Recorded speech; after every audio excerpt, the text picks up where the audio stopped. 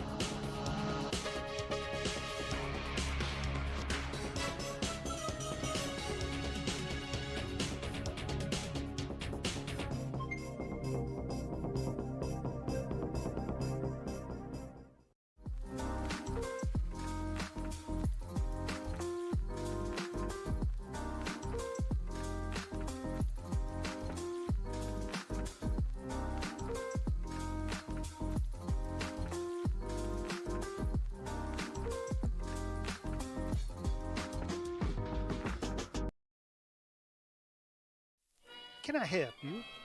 Yes, I have Amazon Prime and I'd like my free sub, please. No, I'm sorry, it doesn't work that way.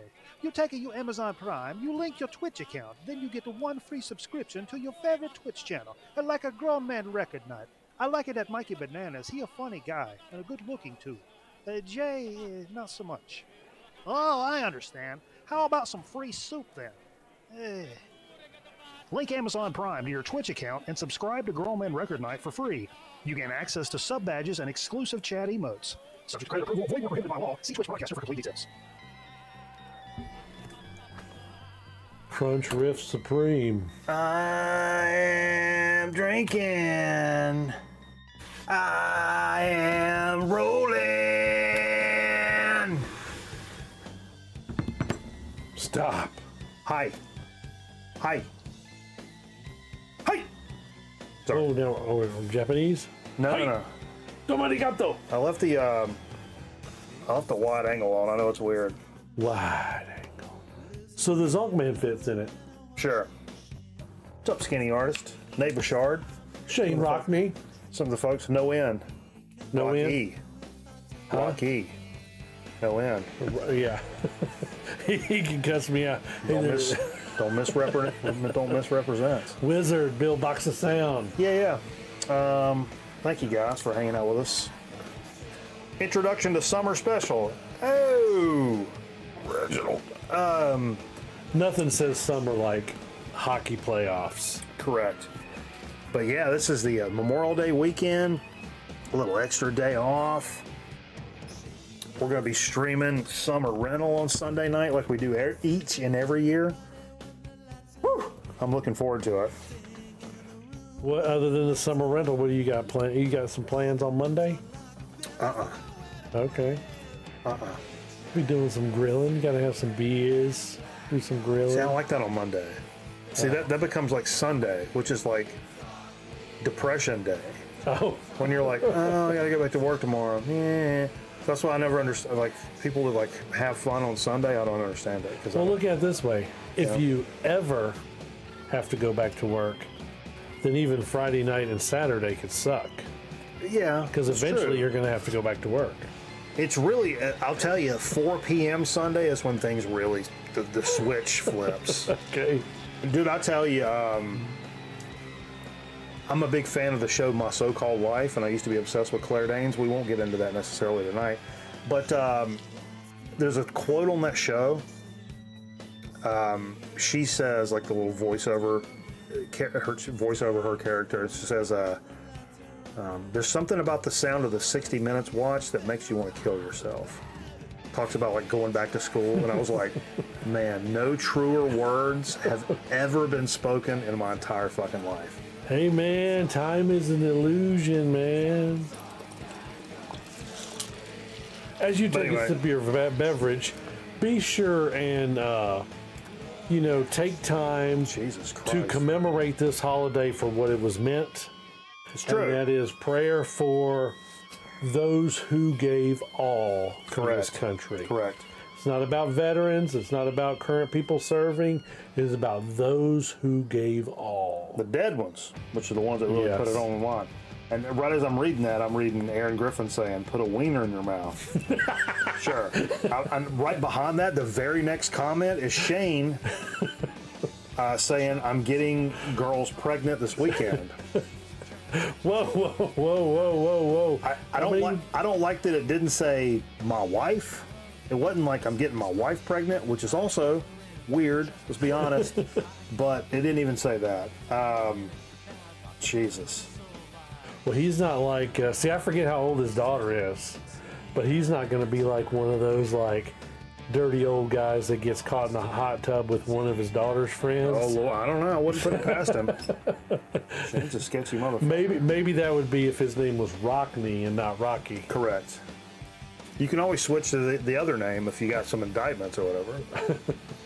Trust me. Trust me when I tell you that Michael Milner knows exactly what the fuck you're talking about. Anyway, but yeah, little Memorial Day weekend, a little extra day. We just got Zonkman in the house tonight. Jay's a gaping vagina. Just throwing that out there. Steve's on drugs, we know that. Jay's a gaping vagina. Zonkman's here in the house, so we got that. We're working with tonight.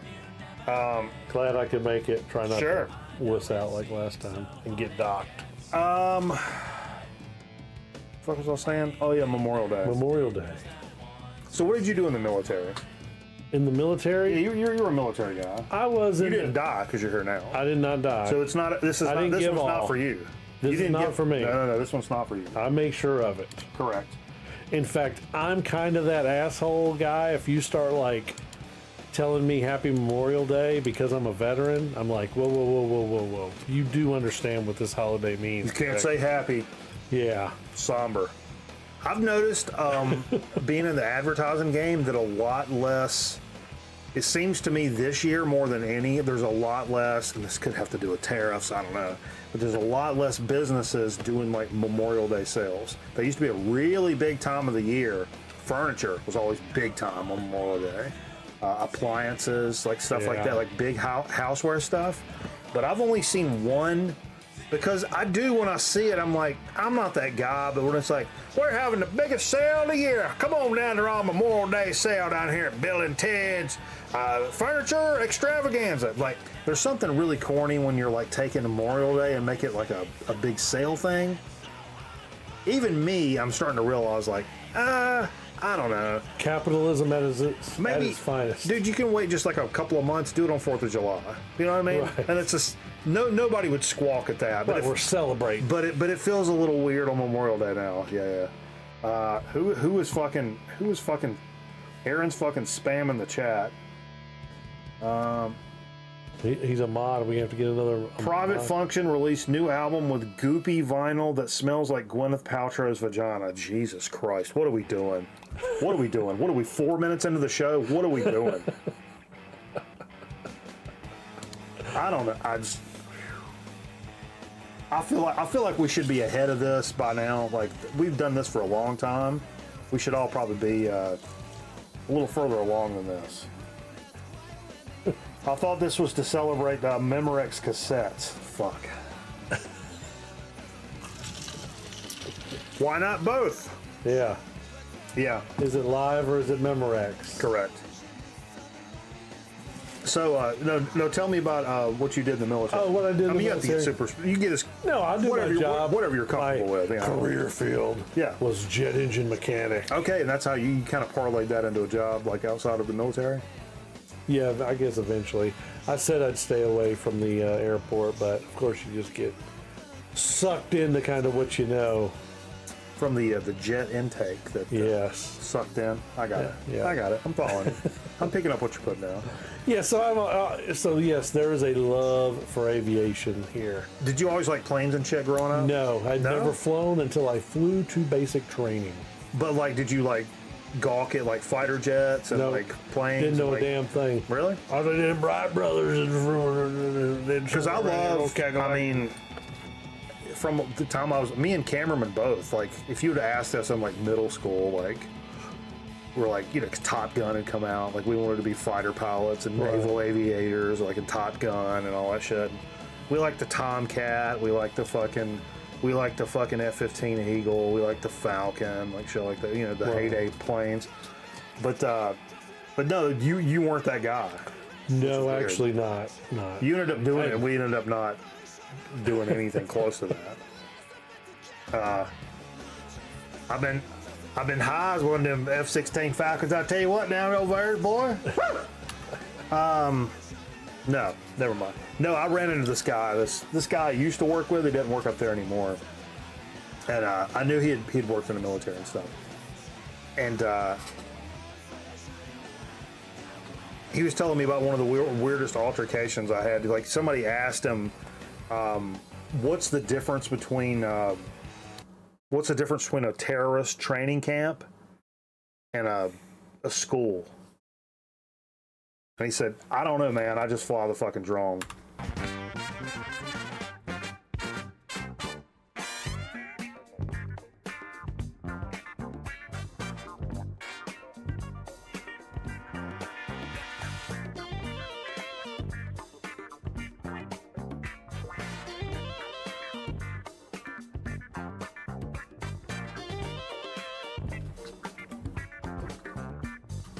Stand by for an emergency apology.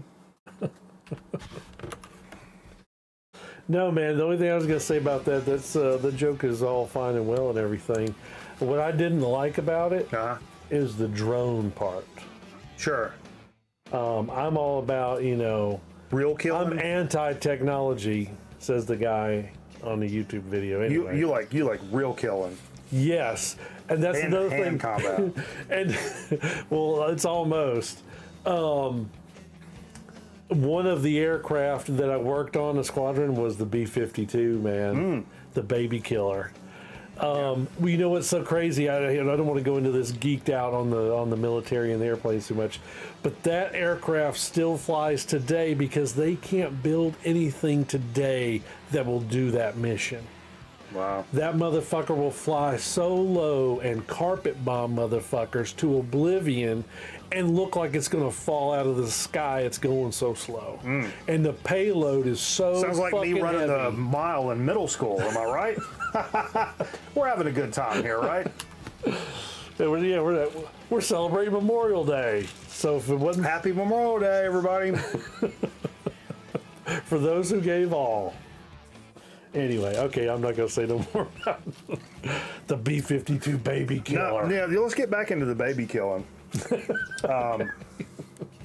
You take the highlight of the topic.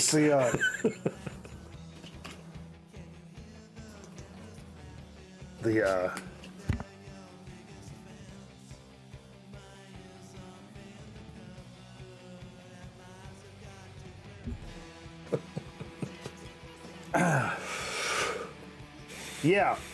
You know what I used to get people to ask me was the because I was also over in Japan. It was talking about is it turned sideways? Oh yeah, I got punched in the face for that one. Oh yeah, Middle school again, 7th grade. Mi Young Cho right to the chops. Young. Yeah, she took it right to my chops. 100%. Oh shit. She had a twin sister. I'm friends with both of them to this day. Actually, Mi Young deleted me, but so they changed their name. They went from Mi Young and Sun Young to Michelle and Sunny. Yeah. Americanized. Yeah, I used to run into Sunny. Actually, she came to some 5L shows. She's friends with some of the 5L's folks. Yeah. Anyway, let's not get into that. Right. That's not a good time for that.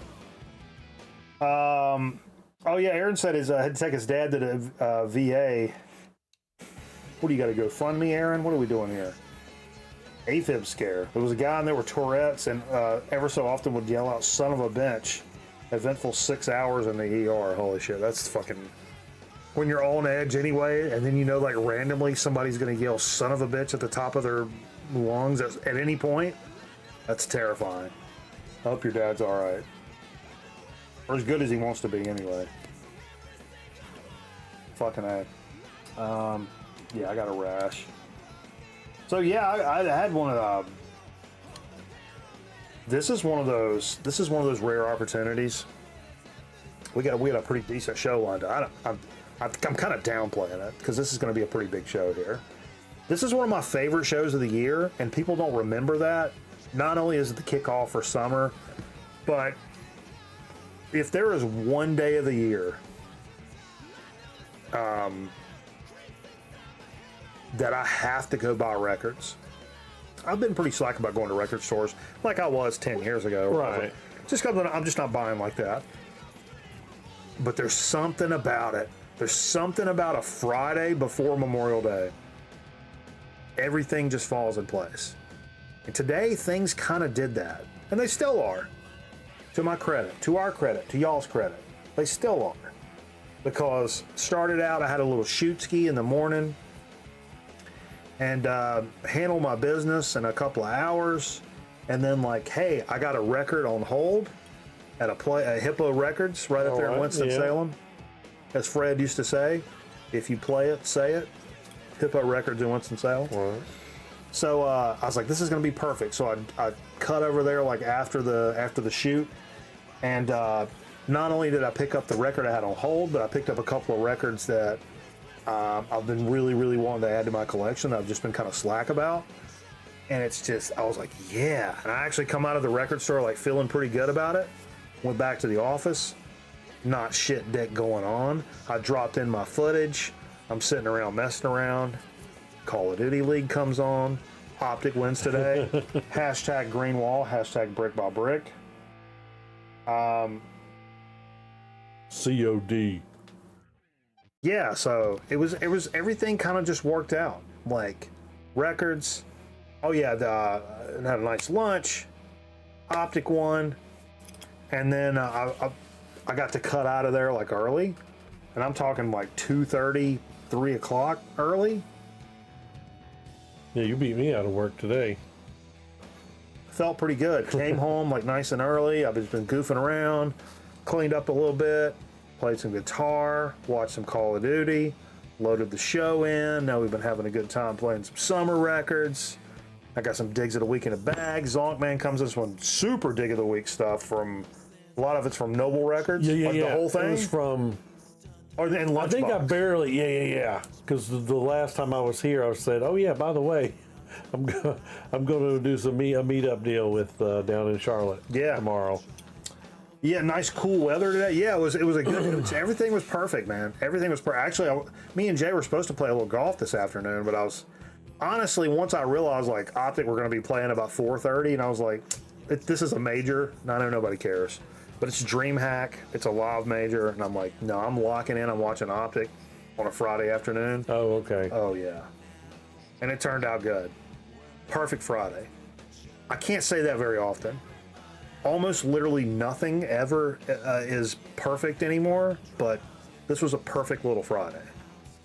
And we're parlaying that into a perfect fucking Friday night, and you guys can just fucking deal with it. Friday night. Yeah.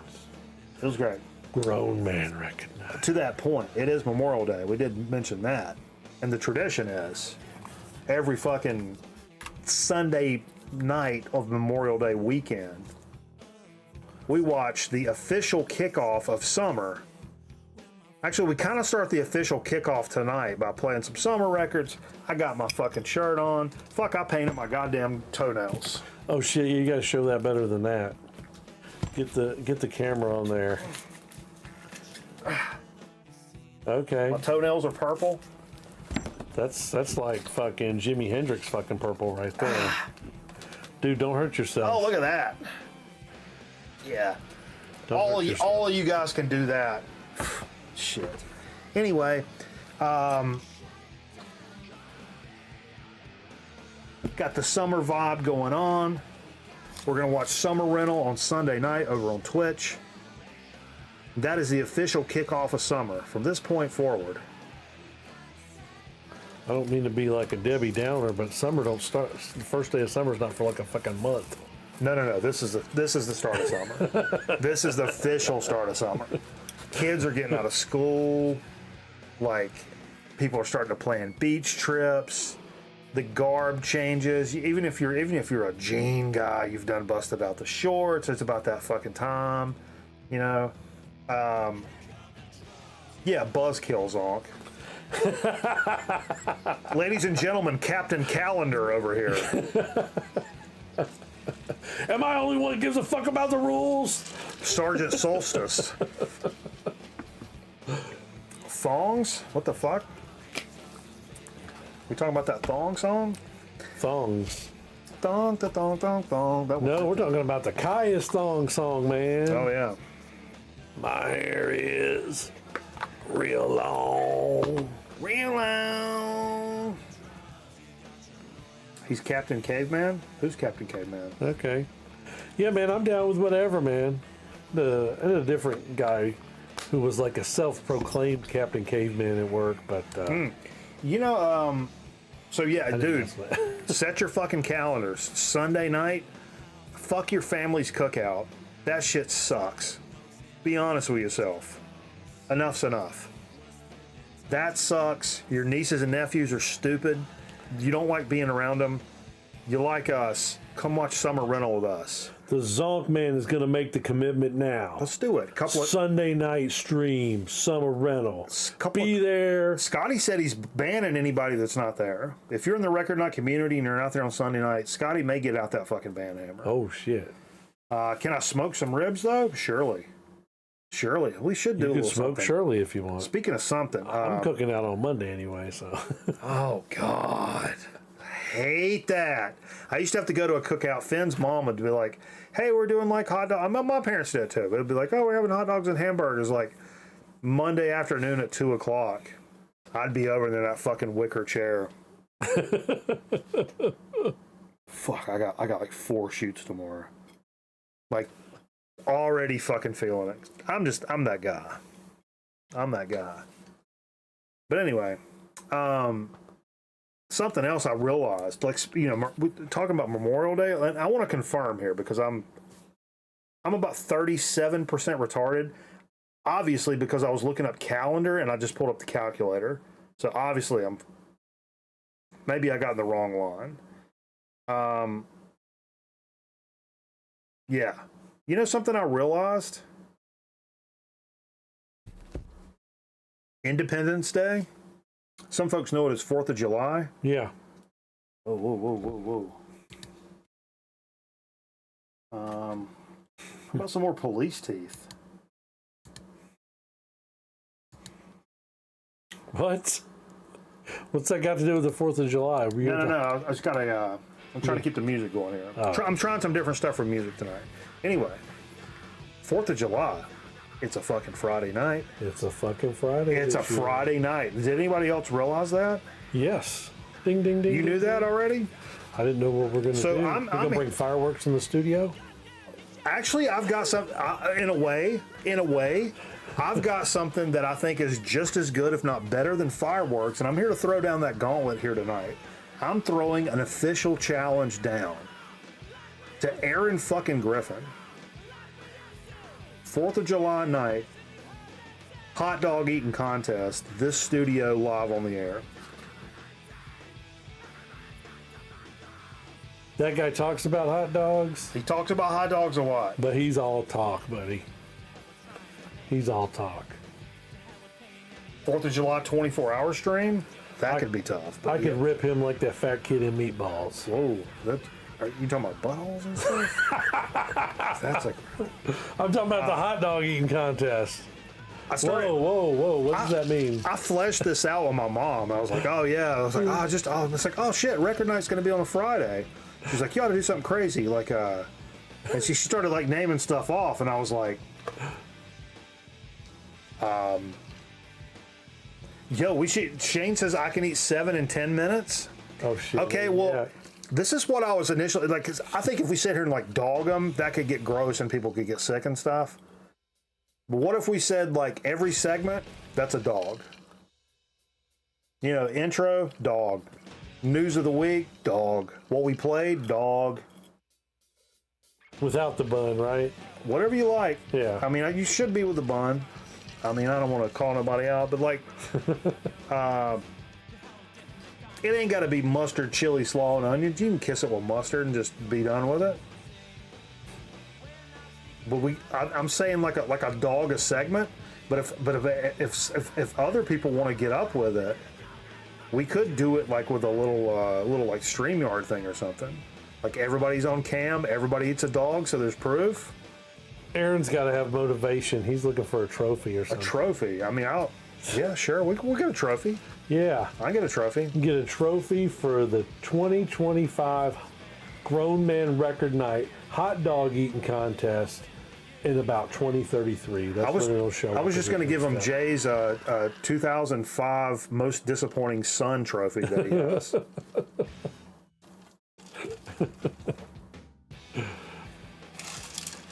His parents gave him that for Christmas. That and some of those Swanson Salisbury steaks. They had already thawed out, so he had to throw them out. Either way, yeah, be thinking about it. Hot dog eating contest of some sort, or a hot dog eating spectacle. I don't know if it's a contest, but it's a spectacle. We could do a contest. If we wanted to get aggressive about it, we can do a contest. But yeah, that could end poorly. But that's content, right? Yep. Slapping wieners in your mouth. Oh, I did want to mention, like last week, Carl came up. We had a good time with Carl last week, and Carl stayed the whole weekend. We went to our 30th high school reunion on Oh Saturday. yeah, how did that go? It was all right. It was You all right. actually did. He got you to go, huh? He got me to go. Yeah, we went up there and had a couple of beers and ran into some people that I hadn't seen in a long time. It was cool to run into folks and have some conversations, and yeah, I enjoyed it. I mean, yeah, I enjoyed it. Now, so I assume that you started out sober at the reunion. Did you no semi? Yeah. I was sober. I had a couple beers. Did you remember what you were going to say to any folks that you? Nah. I opened for Slayer. Did you do? Did that No, come I up? didn't do that. I didn't do that. I forgot to do that.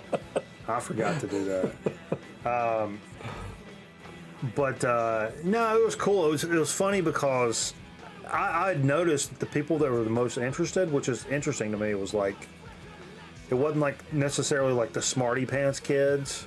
It was a lot of like the blue collar, like salt of the earth, like, you know, Yeah. guys I played football with, guys I was in like agriculture class and stuff like that with. But not a lot of like smarty. I was in a lot of the smarty pants classes, but I had a foot in like everything, you know. I dipped my toes and I dipped my purple painted toes in a lot of things. But yeah, it was nice to see some You of didn't those cross cats over to the girls' locker room, did you? from time to time with an invitation. But yeah, it was a good time, and Carl hung around on Saturday night. We played some more records, and we played some pork chop tapes in there. It was funny yeah. because Jay was the only motherfucker. This is the interesting thing about the reunion. Jay was the only motherfucker, and I know why Jay didn't want to go. There was a chance his ex-wife may be there, and he's not like, there's not like super beef, but like, you know, that's not the. I can imagine after the I would- latest events, Well, maybe there'd be I would- an even more so not one. I wouldn't want to like, you know, I wouldn't want to go anywhere where any of my exes were just for funsies. Even if I'm cool with them and like it's whatever, I still wouldn't want to do that for funsies. You know, that's not fun. So I get it, but anyway, I was there, Carl was there, and Jay's cousin Dwayne showed up. He was the singer in Pork Chop. So 3 out of the 4 members of Pork Chop were there, and the only one that wasn't there was Jay. If Jay had came, the entire Pork Chop, and so Carl was like, dude, like fucking 3-4 people have already asked me about Pork Chop or said something about Pork Chop. Oh, that's so fucking funny, man. You know, I mean, shit. He was the drummer. You can get a drummer from anywhere. That's true. It's true. Did I wear my FFA jacket? No, I totally should have. That's a great fucking point. I totally should have done that. You talk about it. I'm supposed to go to mine later on this year.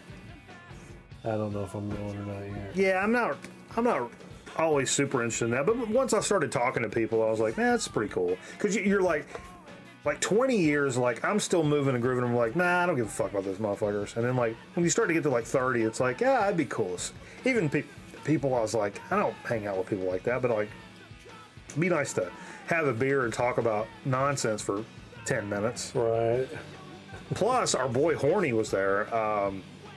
One of me and Jay's best friends, Mike Horny, was there. Who's going to come hang out with? He was going to come over and hang out last week, but anyway, it was a pretty decent time overall. It was good. You know, I made some shout out to VK because I'd been saving because I wanted to share it with somebody else. That Italian beef he sent on my birthday. I saved 1 pack of the Italian beef, and I got some like fresh French bread and shit. I know it's weird. They do send it on French bread. It's not Italian bread. It's French bread. So I fixed that for Carl. Like me and Carl on Saturday night cooked up that fucking Portillo's. You want to wear the hat? Yeah, I'll wear the hat. Sure. I need to have a hat on.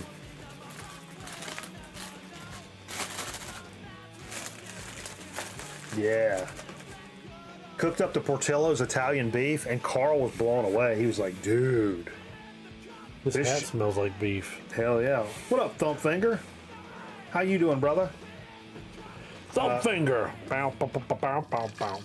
Yeah, we're listening to little thumpy fingered earlier, man. Yeah. We'll get to that in what we played. Pretty good stuff. Anyway, we got a good dig of the week. We got a pedantic, so to speak. I'll be frank with you about it. Probably a soda we've done before. I've never seen this persona from you, Frank, instead of Mikey Bananas. Is that a new persona, Frank? I prefer Francis Cobretti. But Chip Chat, I had something in mind. I was really wanting to do something, but then I saw something that you brought, and I was like, man, that may be actually better than what I had in mind. More summary for tonight, honestly. Yeah, whatever you want to pull from the cache. God, I get 30 emails a day from Charlotte Motor Speedway. I'm gonna fucking. Did you get tickets for an event recently for some of that? Oh my god! Because that's usually what that comes from.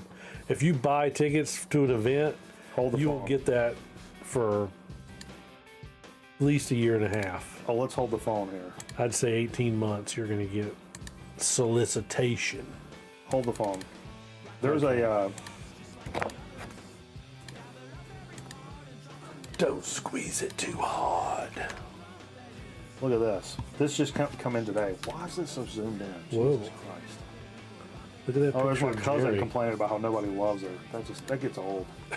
Why do you get on Facebook and talk about like fucking dumb shit? I just don't understand motherfuckers. Aaron just sent this in. This is what I'm talking about. This is breaking news. Yeah, fuck a trophy. How about a belt?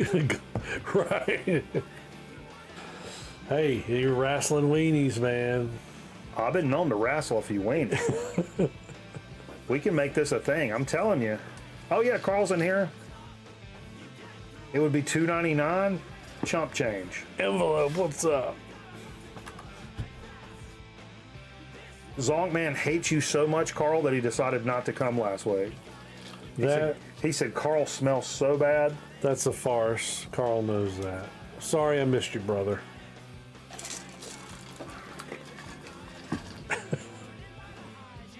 All right, fuck it. What do you got for some news? Some late breaking news? Let's see. Did I not put these in order? Fuck no. I'm a fucking moron. It don't matter. It says right there, Carl. We just talked about Carl, and then the next thing is that. Yeah, this is the graphics aren't in order. Oh. Dude, Blood Incantation is coming on a North American tour. I don't think they're coming around here. Or not very close. Right. But if it comes to your town, Blood Incantation is coming around. They're doing some dates with Pallbearer, which is exciting. Damn. At the Caverns in Pelham, Tennessee. And this whole thing, the tour begins on July 12th. The press materials describe as a unique experiential show. So it's going to be a lot of like crazy shit going on. Steve Roach is on this, and Cynic. Steve Roach, like a big like ambient like producer guy, and you know they do a lot of that kind of synthy ambient stuff. Yeah, That's going to be insane. Yeah, the Caverns in Tennessee, that would be. And you know, we don't talk a lot about death metal and shit on the show, but that was my number 2 album from last year. Such an amazing album. What's the name of the album? Absolute Elsewhere. Yeah. Yeah, what a fantastic album. So I can only imagine. I've not heard much about their live shows, honestly, but I can only imagine they really put on a good one. Yeah. Interesting that I was like mid-sentence and I realized like I don't think I've heard a lot about what their live shows are like from their previous records, which were also great. But yeah, looking forward to seeing it. I don't know if they're not coming like right up the street or nothing. So Right. Aaron Griffin and I went and saw Paul Bearer in Resin. oh yeah, that's something. Yeah, in Durham. So yeah, I guess those guys being Blood Incantation probably isn't going to get that. Yeah. Maybe not too deep south. I probably should have started with this one and then led into Blood Incantation. It's probably a weird transition to talk about. Foo Fighters have parted ways with Josh Freese, who it was pretty. The drummer Josh Freese, I know him from he was in Devo for a little bit. He played with on a bunch of different stuff, but he said they gave him like a phone call and was like, "Yeah, we're going in a different direction." Yeah, the dude's like A phone call is tough. That's tough. That's I definitely understand tough. it. But he said no reason was given. He continued, "I enjoyed the past 2 years with them, both on and off the stage, and I support whatever they feel is the best for the band." That's a statement. That's right. No, that's good. That's sure, good. Sure. What do you think? You got any opinions on this? Well, Where they're going? my opinion is that it is a drummer's nightmare to be in a band with Dave Grohl. Is what I would think. I would not be able to do that as a drummer. You'd have to be. I mean, you would have to be somebody like Danny Carey and be like, "Yeah, I'll come play with you guys." Like, cause any other drummer, I think, is going to have a really hard time. The fact that Taylor Hawkins lasted so long and like he just kind of locked in and vibed. Well, there was issues when he had Of course. substance abuse before. Yeah, but at least with him, it was mostly about that. You never heard like he was ever really struggling like drum wise or like. I would always feel like Dave would never feel like anybody could keep up or like what he had in his head. Right. He would rather just go play the drums on the record. And then like, oh, let me go get some schmuck to come tour with us. But I want to record the drums. I feel like in the back of his mind, Dave is always going to be like that. Let me just play the drums on the record. And then let's go find somebody to tour. Because I think they're going to get Taylor's son. Yeah, maybe. He is actually going, because he just turned 18, and I can't remember the band, one of Taylor's side projects. He's going out with them touring right now, and this could be like, hey kid, get your feet wet, yeah. And then maybe you'll do some dates with us later this year. But it could be, I mean, you know, and maybe that's because of that draw. But then like in the studio, it still may be Dave. Right, Dave. Even if it's not Dave, in the back of his mind, I will always think that's what he really wants to do. Just let me play this. I have back to like reasons that they let Freeze go. I had somebody throw this out there at work, and they were like, maybe he was the guy that introduced him to the woman he cheated on his wife with and had the kid. And maybe his wife was like, he's got to go. We don't know what kind of behind the scenes. I wouldn't think Josh Freese is that kind of guy, but I mean, it wasn't his fault if he introduces to somebody. You know, I don't know. It's he didn't put Dave Grohl's dick there. There's introducing and being like, look at them titties, right? Right? Like, I guess. That's pretty much all the news I don't really have much news or whatever. But like, this is a record that came out today. You know these guys? No. Yo. And I want to thank Crystal Spiders. Got a new record out on Ripple Music. And it's interesting because these guys are from North Carolina.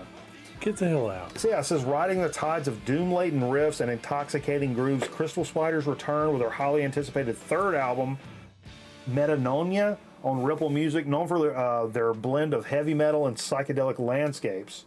North Carolina power trio delves into the abyss, exploring themes of transcendentalism, expansion, and collection of gritty, beautiful tracks. There's some like Nawabum guitar solos, fuzzed out bass lines, howling vocal harmonies. I listened to a good bit of this today. Holy Roller may have played with these guys. Oh, really? Possibly. They opened for Whores when we were there. For real? Oh, was it with the chick singer? Oh, was the band you missed or something? No, we saw them. You weren't 100% on board? I mean, You might not have been feeling the vibe that night. this. You were too busy getting COVID. Yeah, the singer. Yeah, I talked to her. That's funny. I talked to her, Aaron.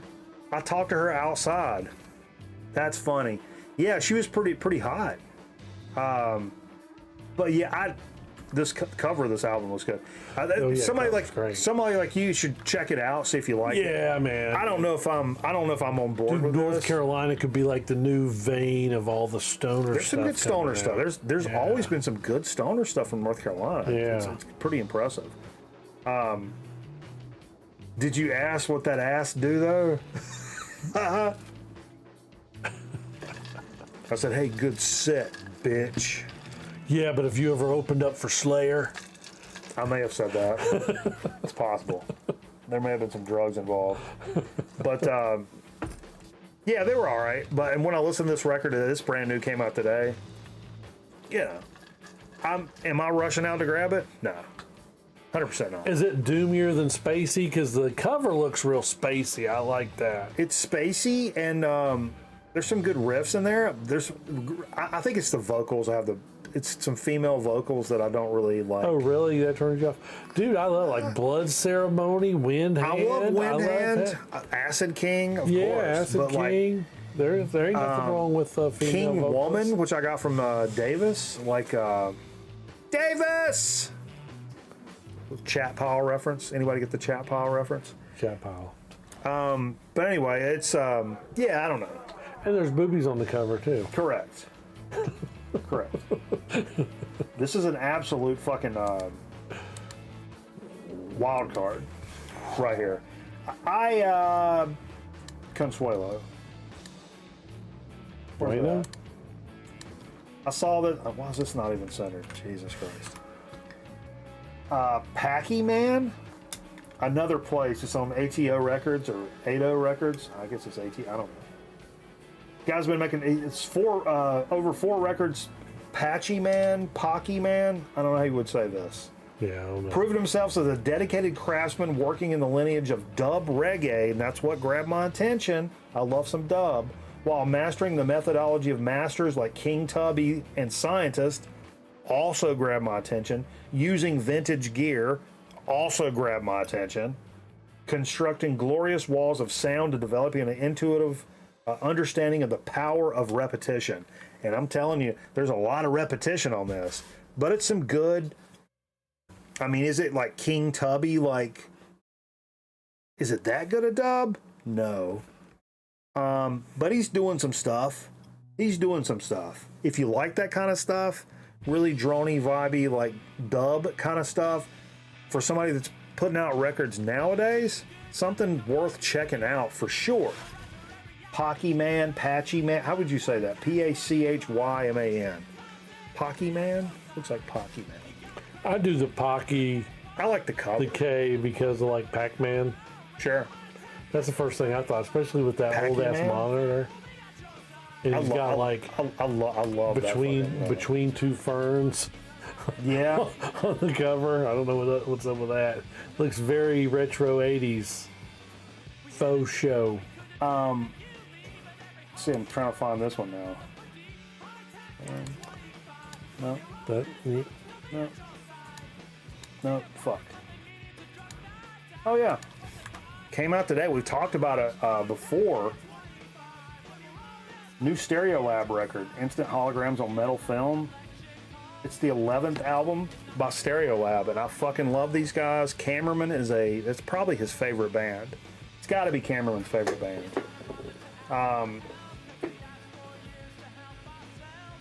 Released on Duophonic UHF disc and Warp Records. This is the first studio album they've released in 15 years, and I've had a good chance to listen to a good bit of this.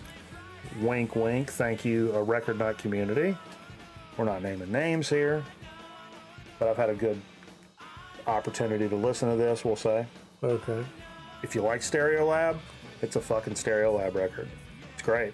Like they've not skipped a beat. I know the one chick died in like a bicycle accident back in the day, but good stuff, man. I really enjoyed this. I can hear a progression. It doesn't sound like all the records they did in the 90s. That element, that backbone is still there, but they have gone a little bit outside of that. Right, doing some newer just a stuff. shade, just enough to like, oh yeah, they're like testing some waters. Okay. But not enough to where like, oh, I really love this metal band, and then you come back and listen to them and they're doing like power pop stuff. It's not that. It's not that kind of thing, Metallica. But it's not like a gross transition from some weird shit. It's really great. Listen to the shower this morning. Hell yeah. Okay. All right. You got one of them shower radios, Shane? Yeah. Maybe he was singing. I got one in there. Singing in the shower. Yeah, really dope to check that out. And thanks again for Stereo Lamb. How about Stereo Ham?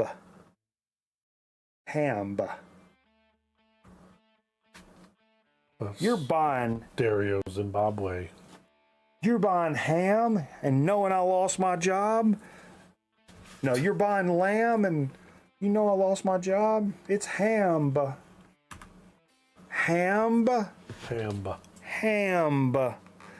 So, dude, I impulsively new Ryan Kids 7-inch out today. I missed that. Is it live shit? I could play some right now. The Rhino. Playing out. Why is this being all fucking quiet? I don't know. What you talking about? Why you talking loud? What you talking about? Why you talking loud? So I didn't really plan to do this. Because we've done this so many times before. Again, this is the kick off the summer episode, the annual kick off the summer episode. And over the years, we've done sets where we played nothing but summer records all night long. And I was like, yeah, we've done that. I'm not going to do that again. And when I get in here and I'm locking in for the show, I'm pulling stuff out for to play the first few records. And it just kind of happened. I pulled all these records just spur of the moment. I had no plan for this, but it ended up being a little bit of a summary showcase, we'll call it. But I love this record, and I never play it. I always think it's way lower key than what it is, but it's actually a pretty good record to listen to, especially to start the stream off with. Milt Jackson's Sunflower. Great little jazz record. It is CTI, which that may make you think it's like, it's going to be fucking elevator music and shit. It's got Herbie Hancock, Freddie Hubbard, Ron Carter, and Billy Cobhams playing drums on this. Oh my God. What a lineup. That's upper echelon jazz lineups there. Look at all those chickens. We're on Spirit Road. What up, Zero? So yeah, a little Milt Jackson Sunflower, man. You can never go wrong with this. I think Boss Man used to talk about, he used to put this on and like write papers back in college and shit. Said he always loved Sunflower. Him talking about it is probably the reason I picked this up. Oh, okay. Yeah, I'm not familiar And with that. I liked a lot of the more raw, rough around the edges Milt Jackson shit before he went to CTI, because that's super polished. It does have a polished sound to it, obviously.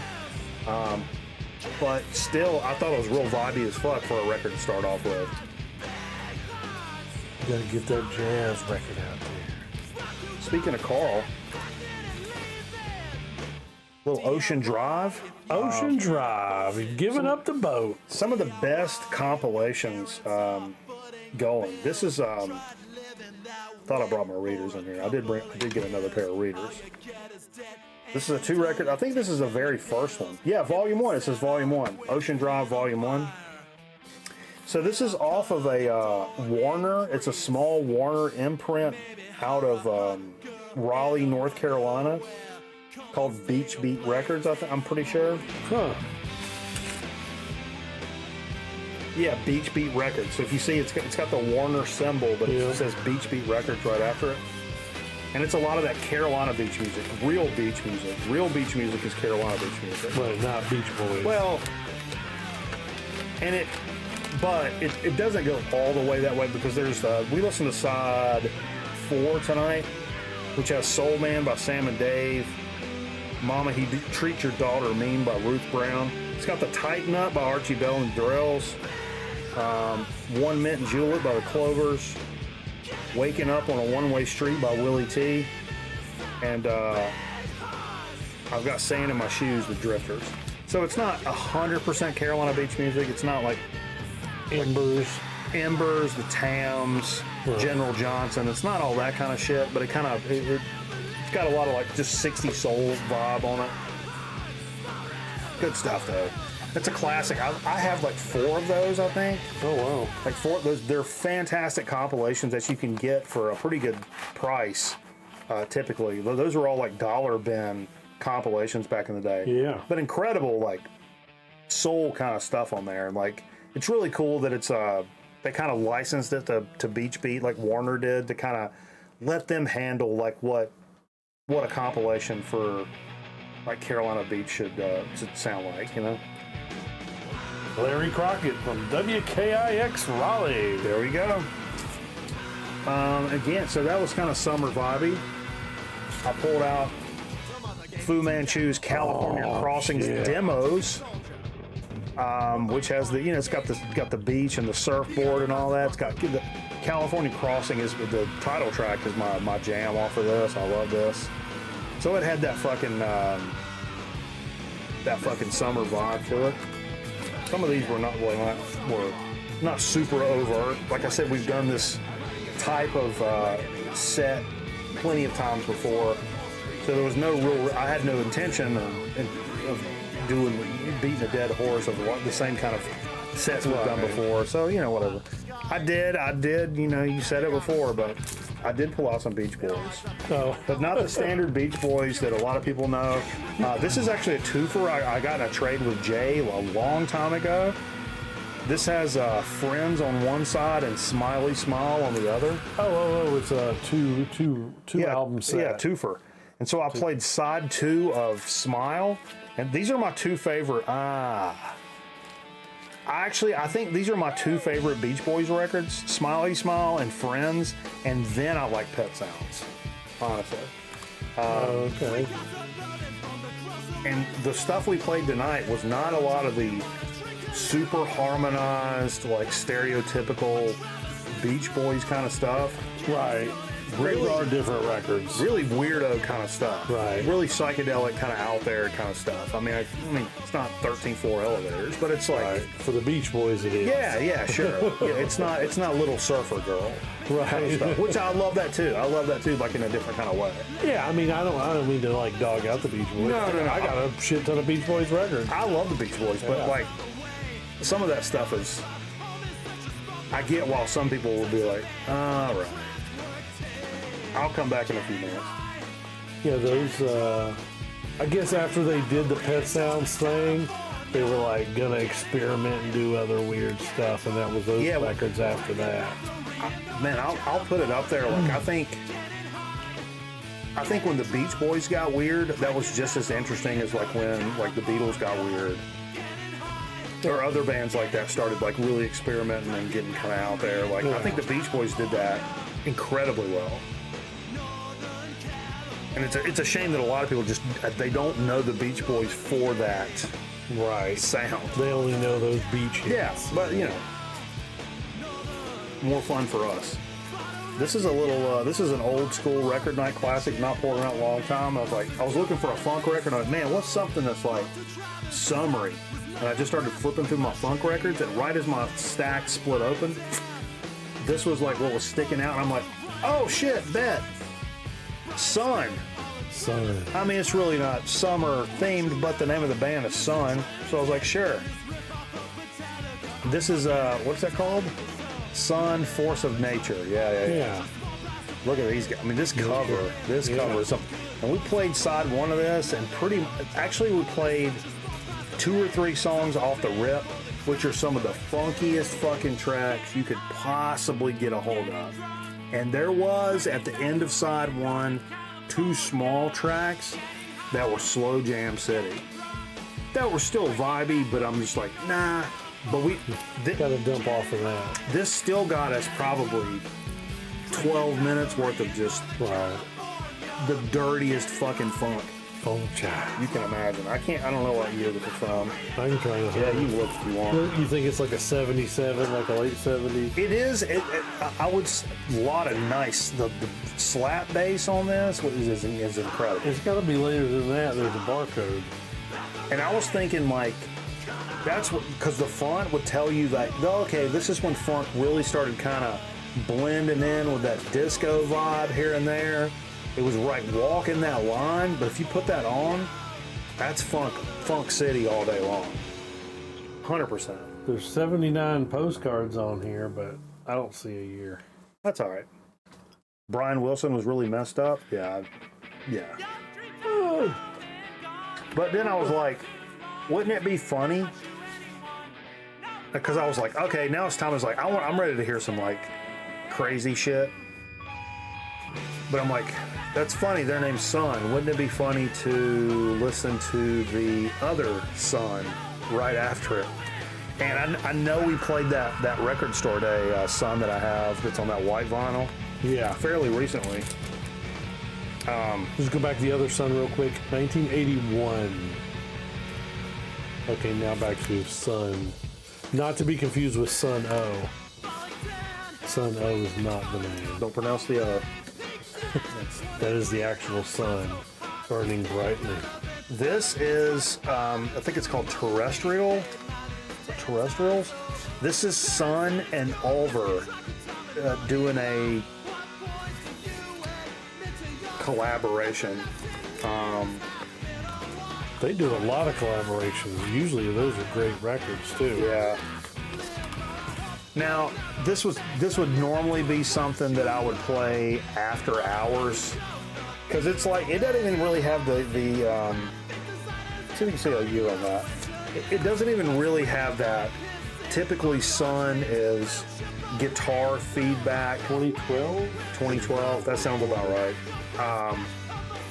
They have that shit just cranked to the fucking nth degree.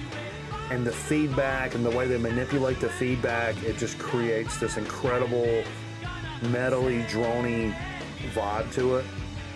But Ulver, who started out, I think, is largely like a kind of a proggy band, and they even delved into some like black metal stuff at times, and like they kind of blossomed in just a really weird experimental band that did a lot of like weird kind of drony ambient stuff, and they piled Sun onto this, and while it doesn't have that distinctive Sun feedback sound, it's a very like dark, ambient, weird, droning kind of record, a very foreboding kind of sound to it, which is cool. It's not something I pull out very often because I know a lot of people don't really like that kind of stuff, but I was like, the thought of going from a Sun record to a Sun record, I was like, that's pretty funny. Yeah. So I'm going to do that. And it's a Marvel team up. Yeah, it's a definite Marvel team up. It's a recorded 2012, so I think it's actually a 2013 release. Okay, yeah. If you look, man, I got that for $7. Yeah, insane. Great. At a record store. Isn't that nuts? That just shit like that. That was years ago, though. Oh, that's a $7 because it was a underdog. That's an underdog sticker. Yeah. One of the old underdog stickers. Something had the date on there too. something we have to play on the kickoff to summer special every year. Every year. I fucking love this record. I love this side of this record so much. It's like a perfect side of a record to just make you feel good. Want to make you like hang out and just have a good time, man. Bananarama. Oh yeah. Starting off a Cruel Summer, and that's why I play it, obviously. But the rest of that side, God, I just love it. I love it. It makes me think of Karate Kid. And that's what's weird is when I was thinking about a lot of this stuff is like, yeah, that's called Cruel Summer, and that's, but that's not the name and the theme of the song is not what makes me think about summer. It's going to see Karate Kid with my cousin in the theater and coming home and putting on like my dad's robes and shit and like fighting each other in the living room like afterwards. But it was like a summer night. My mom took us to the movie. We come back on like a random like summer vacation night kind of thing. So that's what I always think about when I think of Cruel Summer. I think of Karate Kid, but anyway. Karate. Yeah. And I kind of like, I kind of ran out. I was like, man, I don't know what else to play for summer, because it's not something I really like sketched out. So I was like, I'm kind of done with that, because I don't know. I'm just kind of over it, and I wanted to hear something really heavy. Hey, what's up, Frank? The other Sun album, Sunburn? No, I think that's the only Sun I have, man. I stumbled on that like in the crates, like in the For Real crates, and I took a stab because of the cover. Right. Obviously, because it's an incredible cover. But yeah, at some point I was just like, yeah, I don't really know what else to play for like summer vibes and like looking up. I didn't have anything planned, so I was like, I want to hear something heavy. I want to get pissed off and flip the desk over. So this was a gift from Finn. May she rest. High on Fire, Electric Messiah. Hell yeah. Matt Pike for president. Matt Pike. That's a Sun record. Look, the sun's burning his face off. Yeah, for sure. I mean, that's just it's a summer record. That's just insane. When did this come out? A few years ago? 17 or 18. That sounds about right, like that. Sure. It's not my favorite High on Fire, but Jesus. Yeah, it's good. Yeah, it's very good. I prefer the this is 19 Art actually. of War. I mean, the Art of War, that's the first one, right? Art of War. Yeah, pretty sure. Summertime Blues by Blue Cheer. That would have been on the list, Shane, but we played that record like 2 weeks ago. Ain't no cure for the summertime blues. We normally back in the day when we'd do these sets. That's a late summer record. I don't know. I thought about it. I should have been maybe pulled up. I didn't do any one-offs actually. I just kind of pulled. Oh records. yeah, because you did the whole side if it had like a summer deal. And then after that, this has been stuck in my craw. Something I wanted to play this week is I was watching some different gear videos. I've been watching some producers in the studio. I've been looking up gear and pedals and like power amps and mixing boards and just like watching. I love watching people that, especially like producers and shit that own studios that collect gear, have large collection of amps and different kind of stuff. Anyway, you can't think about people like that without thinking about Albini, and so I was like, man, we got to play some Big Black on the program, right? And pulled out Bulldozer. This is, I don't know which one this is. This is an OG, but this is I don't know. I can't remember where this falls in the lineage. I don't know. But yeah, we played side A, which has Cables on it, which is a really good song. I picked this up not long ago. Love some Big Black. Rest in peace, Steve Albini. Yeah, pretty much anything Albini farts out, I'm kind of right there nowadays. There's a lot of producing stuff too. Oh, of course. This is a Rod Neasy band I picked up for a pretty good deal. Way back when. This is a Canadian band. What's up, Dave? DJ Thunder up in his mug. A band called Shooting Guns. And the name of the album is Flavor Country. And it's got a little pattern on it. That's why the camera's doing a little Mori effect. You see the Mori effect? There's a tight pattern on the cover, which is making the camera go crazy. See, it's making yeah. That's called the Mori effect. Right. Yeah. We talked about it with. So if you ever do an interview with me, you need to wear that shirt. Yeah, you don't wear tight patterns. But this is a Canadian. It's like instrumental stoner stuff with a lot of samples and stuff. I was digging it, man. Yeah, this is a fantastic record. Not a lot of people talk about or know about. And I think they got a little bit of prominence. They were on the soundtrack for Wolf Cop, I want to say, which is kind of a weirdo. They had a lot of synthwave stuff on it, I believe. But I think Shooting Guns was actually on that as well. Yeah, you should really check out Shooting Guns if you never have. Flavor Country is a good one. There's another one's got an 18-wheeler on the cover. It's like a green cover. That's my favorite. And I've skipped out on buying that one. I shouldn't have passed on that, man. Yeah, what's up, Luke? You ever get the Down Nola record? No, I have skipped on that so many times. And now that there's a reissue, you think I would just go out and buy it, right? But I'm just I'm an absolute moron, and I've not bought it yet. Well, I've had it in my Amazon cart like 4 or 5 times. Oh, really? Yeah. It's not like a 2 LP $40 record or nothing like that? It's not crazy, man. It's not crazy. You can get it on Amazon for a fairly decent price. I don't know why I've not done that. Because I love that record, man. But no, that's a gap. That's a hole that I need to just pull the trigger on. They've been recording some new material. Yeah. Downhouse, yeah. That'll be interesting. Yeah. And see that in the mix of, I thought Corrosion and Conformity was supposed to be recording some new stuff. That makes me wonder, is Pepper Keenan still part of the Down? Or is he not part of this? Yeah, he is. Yeah, so I don't know.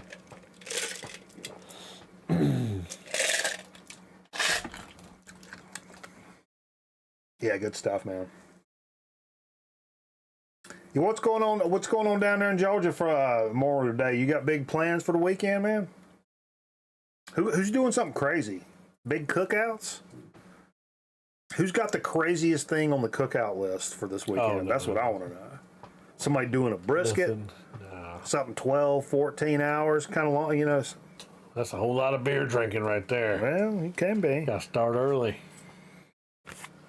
Oh, yeah, this was just something to basically tie us to get us close to 11. This guy over here is a fucking liability, pulling out a record like this. This guy's an absolute liability. Body Count. This was, you said, this came out like... November last year. November of last year, okay. Yeah, 2024. And we just played one track. Yep. It was Comfortably Numb. Yeah. Their cover of Comfortably Numb, which you were... tell the story about how that... Well, basically, I did see the interview of Ice-T on The Tonight Show with Jimmy Fallon, and he tells it like, you know, this is a big deal because nobody gets approval to do Pink Floyd covers. You know? Yeah, that's a tough one. And even when he said for the longest time he had listened to this song, and of course he's all about beats. So he's like, he wanted to put his lyrics to the sound of Comfortably Numb, and he recorded it, and then the manager, producer, somebody said, ain't no way you get a Pink Floyd song on there. So they kind of scratched it. They said, okay, whatever. Yeah. So somebody else behind the scenes said, I know Roger Waters' manager, or somebody that knows Roger Waters. So they basically got it to him. And Roger Waters is like, oh man, I think it's great. You know, normally they don't take shit for Pink Floyd covers to those guys because they turn their nose up to them. But Ice-T being who he is, they said, oh, I love it. So then they said, well, shit, now we got to get Gilmour's approval on it. And so... of course, he's like, oh yeah, oh that's great. He's like, what about a video? You know, and then so Gilmour ends up playing guitar on it, and is in the video. Yeah, that's actually Gilmour on the record. Yeah, right. Pretty sure. Which is crazy. Pretty sure. Sounds fantastic. It was their own little take. You know, is it better than the original? I mean, of course not. But like, Right. it was everybody's cool. It gonna- was very cool. Right, and you know, I talked about that with Ice-T when he covers a song, he changes the lyrics. So if you don't like that, then you probably don't like his covers. Yeah. And then he just kind of like stays And consistent with the chorus. I'm or not a something. big Ice-T guy, honestly, but like, that's pretty cool. Ice motherfucking T. This is also like one of the Zongman's digs, but I thought we'd go ahead and throw it in the Okay. mix early. Sure. You know, by Summer playing by that. War, yeah, that's a good one too, man. Did anybody get excited about that? Anybody else have any opinions on the comfortably numb in the chat, or they didn't give two shits? You're gonna set them off.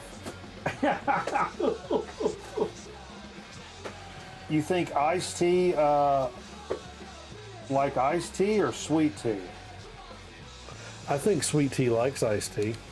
It's possible. And you didn't see the commercials? Lemonade, motherfucker. Huh? You didn't watch the commercials? Oh shit! I gotta get on some marbles, man. Yeah, it's time for some I'm gonna marbles. sleep at the wheel.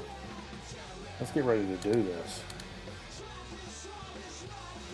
Aaron Griffin, Fu Manchu. I have to look into it.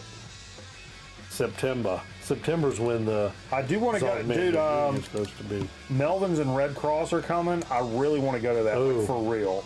You down with that, Aaron? Melvin's and Red Cross? That would be kind of, I mean, some Melvins. I'm not super big on the Melvins. I got some Melvin stuff, Oh, but I just don't know it well enough. But Red Cross would definitely be a stretch for me, so it'd be something new for me to hear. yeah, yeah. Scotty bought a ticket for Melvin's Red Cross. Hell yeah. Cooked out burgers actually today with mom and dad. Got together for dinner a few weeks ago. Brothers and sisters, families with birthday. Hell yeah, man. Happy late birthday. That's awesome. Yeah, we should put. I didn't really think about putting something on the grill. We should do something on Sunday night when we're watching Doing Summer Summer Rental. Rental. Because of course, Oh, we got exclamation point play. Summer Rental Sunday night over on the Twitch channel. Don't be ignorant and miss it. Exclamation point play in the chat, please. Zonkman with the track record at just over 238 Oh, and wow. some change. Nothing says summer like fucking snow. Yeah, Hello, come on. like hockey playoffs. Correct. Yeah, let's see. I got first on there, so normally the first person to punch in don't normally win. So I'm definitely forfeiting the victory to someone else. I don't know if they're going to be able Oh to beat shit. my record. Zero says Summer Rental is one of my favorite movies. Yeah, me too, dude. We watch it on this day, on the Sunday of Memorial Day. We watch it every year. We've done that for probably 5 or 6. Well, on the stream, we've probably done it 4 or 5 years. Me personally, I've done it for like 10 or 12 years. Oh wow! Right on. I don't watch it when in the wintertime when it comes on. I typically don't watch it. I save it so it like means something when I watch it this weekend. Yes, tink, tink, tink, tink, tink, tink, tink, tink, tink. Come on, everybody! We got to get. Is everybody in here yet? Come on, let's get in here. Well, Skinny Art. You know what? Skinny Artist is gonna win. I don't think she's gonna break my shit. record though. Okay. I don't think she's gonna break my record, but I think Fair. Skinny Artist is Fair. gonna win.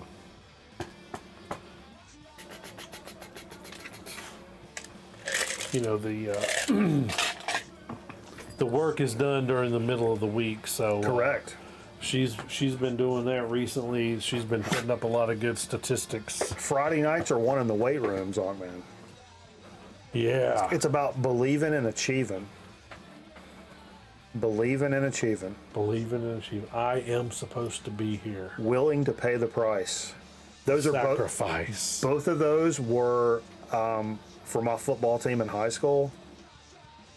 Wow. We had like slogans every year. I may have stole that for the show, but like one year, like over the summer when you're like supposed to be like running sprints and lifting weights and shit, believing and achieving, and it was like posted everywhere. And the other year it was what was the other thing I said? Fuck, I just said it. But anyway, I was listening, but I cannot regurgitate. Willing to pay the price. Willing to pay the price. Yeah, which meant if you're willing to give up your summer and just come in and lift weights and run sprints, you'll be a great football player. And come to find out, if you're fat and have acne, that still won't get you any bitches, but whatever. All right. Let's run this shit. Tired of waiting. The downhill. The slalom. Slalom. You remember that Flintstones episode where they tried to give Barney the diamond? They thought he was the drop for the diamond when they went skiing, and the code word was slalom. So they'd come up to Barney and go, slalom. Then they handed him a big ass diamond. Hey Fred, they handed me this big diamond. Barney, let me take a look at that. What is that? That's a big diamond, Barney. Where did everybody go? Whoa. Oh, okay. Scally down here doing the Lord's work. I don't understand what's happening. Oh, look at this guy. Look at this guy. Shane Rocky. He's going to be busting some Rockies. Yeah, he is. Boom. Oh. It's showing DJ Thunder ahead of him, though. It's flipping crazy, man. Where's the ghost at? You know, the Zonk Man's track record. You know, where's that at? Might be looking at the ghost here. Scally's off the board. I think we're looking at the ghost there. Old Rocky's busting rocks again. This is quite the track. Where is everybody else at? I mean, I don't know. What the fuck is going on? He's going to hit that RC Pro-Am boost.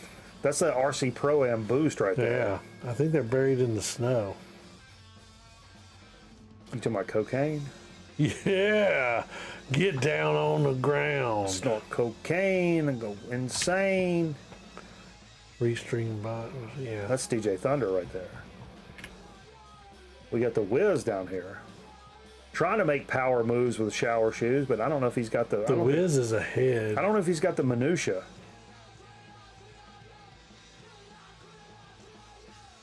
He might. He might have the minutia.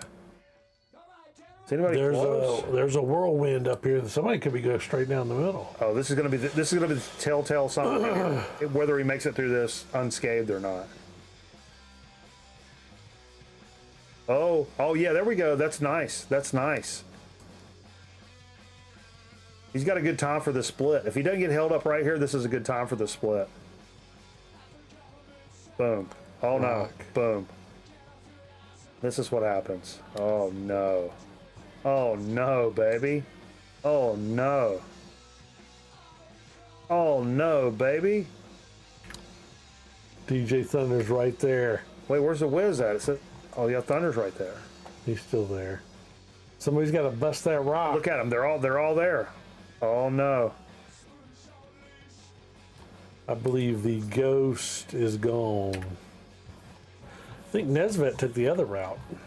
The split. Oh, this is it. This is it. Look at, they're all bunched up. Oh, Rocky. Why is it highlighting me? I was second. You were second. Whoa, did he break the record? No, he didn't break the record. He was over by a second. Yeah, 20. not much. Yeah. Sorry, I shouldn't have talked about Skinny Artist. She probably must have got launched off the board or something. That's tough. You know, whenever the announcer mentions, that's when somebody in the race goes backwards. I was just telling my mom about that. Like, if it's your team playing, there's nothing worse. All right, let's go to the final results. There's nothing worse than... 257, yeah, he's way over. Yeah. I was hot on his heels, man, right there. Right there. She said liar. Yeah, she was the first one off the board. See what you did? Yeah, I told my mom there's nothing worse than your team's playing, and it's like the national broadcast or whatever, coming up to kick the game-winning field goal, and the announcer's like, he hasn't missed within 40 yards in the last 400 tries, and I'm like, It's well, over. it's over. Chalk that. I like to say it's never chalked, but it's chalked. Damn. Yeah, that's tough. All right, let's get into a dig of the week. Let's do some digs. Oh, we got some business. We got some business to discuss here. Where's your diggies? I got them over here. Oh, okay. I need to grab a brewski or something. Yeah. What you want? You want hams? You want? I don't know if I can make a drink. Yeah, I'll take a hams. Hey, Tate, what's up there? Whoa! That was blurry. Yeah, so I did a little. I had a hold please on a record. We have a local record store that posts all their stuff to Facebook, and I saw something that really tripped my trigger over there. I did a hold please on that. Thanks, sir. Yep. And then I went in there today after my little commercial shoot. This actually wasn't a commercial; it was a news story shoot this morning, and picked up a couple other things I was kind of happy to scoop up, and it made me feel nice and happy for a Friday kickoff Memorial Day weekend kind of vibe. Zonk man's got some stuff that he went down and picked up at a dig that there's a lot of fucking buttered up biscuits coming your way. Let me just tell you, I like a biscuit. I like them dripping with butter, and baby, we got plenty of them tonight. Let me tell you, 100%, 100. Did you hear about the Cubs getting the 2027 All-Star game? No, I did not hear that. Oh, that's awesome. Boy, that would be an experience right there. An All-Star game in Wrigley? Oof. Man, that would be nice. Sorry, I didn't mean to. I had to do attention to the alcohol. That's all right. That's all right. Yeah, it's been a long time. That's awesome. That'd be fun. That'd be fun as hell, man. All right, I'll let you do. How many you got for day week? I've got a lot. Do you? We'll go ahead and bust through. Go ahead and bust through. Okay. And so, I may stop you and do one or two, and then come back or so. You know, we'll split in between when I do. We'll split in between when I do Noble and Lunchbox. So it's been a couple weeks since the last time the Zonk Man was here. So 2 weeks ago, went for a meetup down in Charlotte, VC meetup. The gentleman coming from out of town. So I don't know why. I try to be, even though I'm not from Charlotte, I try to be down there with the like Charlotte welcoming guys, you know, and that's, I don't know if Record Night people are probably not as familiar with these channels, but John the Digital Gramophone and Dave Local Bandography, those are like the two main ones. Also had Art, North Carolina Vinyl Picker there. Oh yeah, I like Art. Art's a cool guy. I like Art a lot. And he's not necessarily Charlotte either, but he comes down. He's got no problem like coming Hickory, down. right? Or no? Yeah, he's around that area. Okay, yep, yeah, close to that area. Morganton or something like that. Yep. You're right on the money. Yeah. So he comes down, and then there was somebody else that John knew from Instagram. Justin, a real cool dude, but he's not a YouTube channel per se. Okay. He was more of an IG. So the guy that came from Seattle was Kimbo.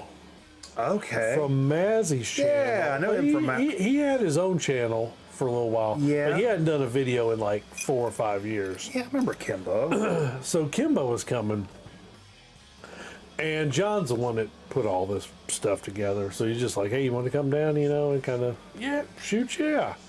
This cat's coming all the way from Seattle. So, of course, we meet up. Noble Records, 10 a.m.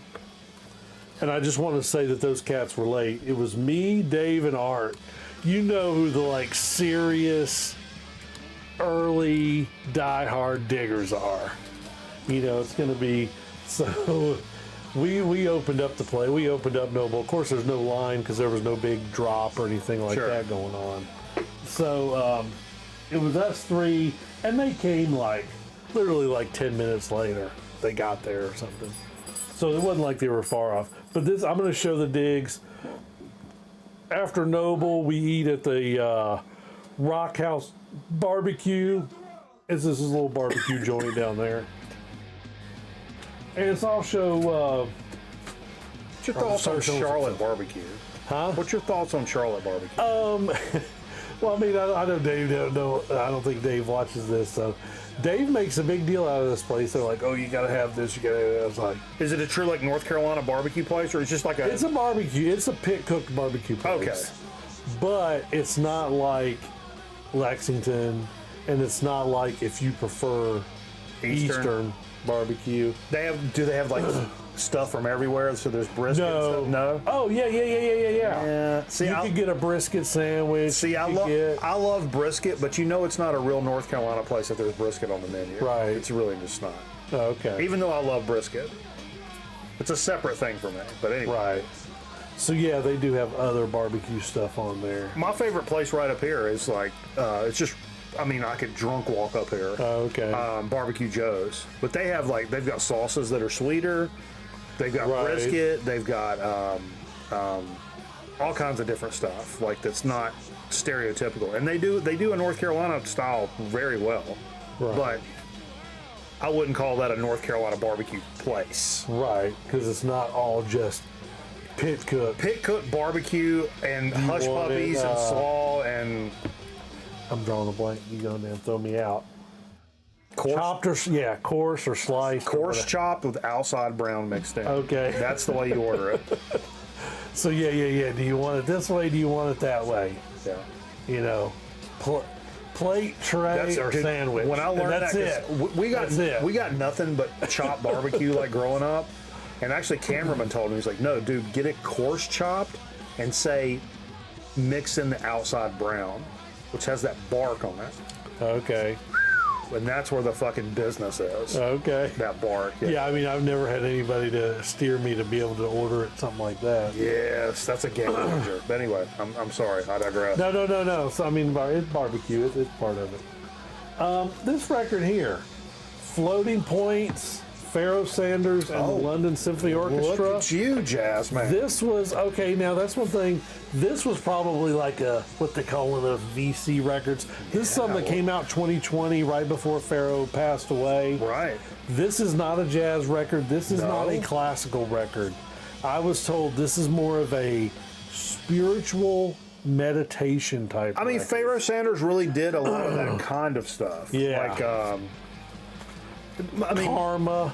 Much like Alice Coltrane. Like a lot of Alice Coltrane stuff is like not traditional jazz. It's But it can be out there though too, like free jazz. Yeah, very meditative and like spiritual jazz. I mean, it's Outside Brown was Miss U's nickname in high school. Oh my God. Jesus Christ. Aaron Griffin, ban yourself. Outside Brown, Inside Brown, whatever we're talking about. Both. Whoa. I'm calling them both. No, well, what about Inside Pink? Maybe in the 90s. We're getting off track. Here's one of your records. Oh shit, hold up. Luke says, me and my bro had a Midwood Smokehouse next to Lunchbox Records in Charlotte a few years ago. Oh, okay. I didn't, yeah. I'm not familiar with how far down is that. Because I did, after the Lunchbox, I was going to say I went and ate and hung out with Eric Weinbender and his buddy Eric that does the DJ and stuff now. Nice. The Pharaohs. But I was going to do that after I did Lunchbox. Yeah. Anyway, this is, the only reason I got this record is because of you. What up, Eric? HD. Is Eric? Who's here? Oh, Eric Bauer. Oh, shit, dude. I love this fucking record. Yeah. So that's the only reason. And this is the Voice of America one. Rory Anderson, Big Science. And she was with Lou Reed for a second or something, right? They're not still together? Well, or are they? He died. Okay, so they stayed with him till he died? Absolutely. Oh, okay. Yeah, they were a husband and wife for a long time. Okay. Oh, Superman. So yeah, I'm gonna have to like take this in. Oh, Mom and Dad.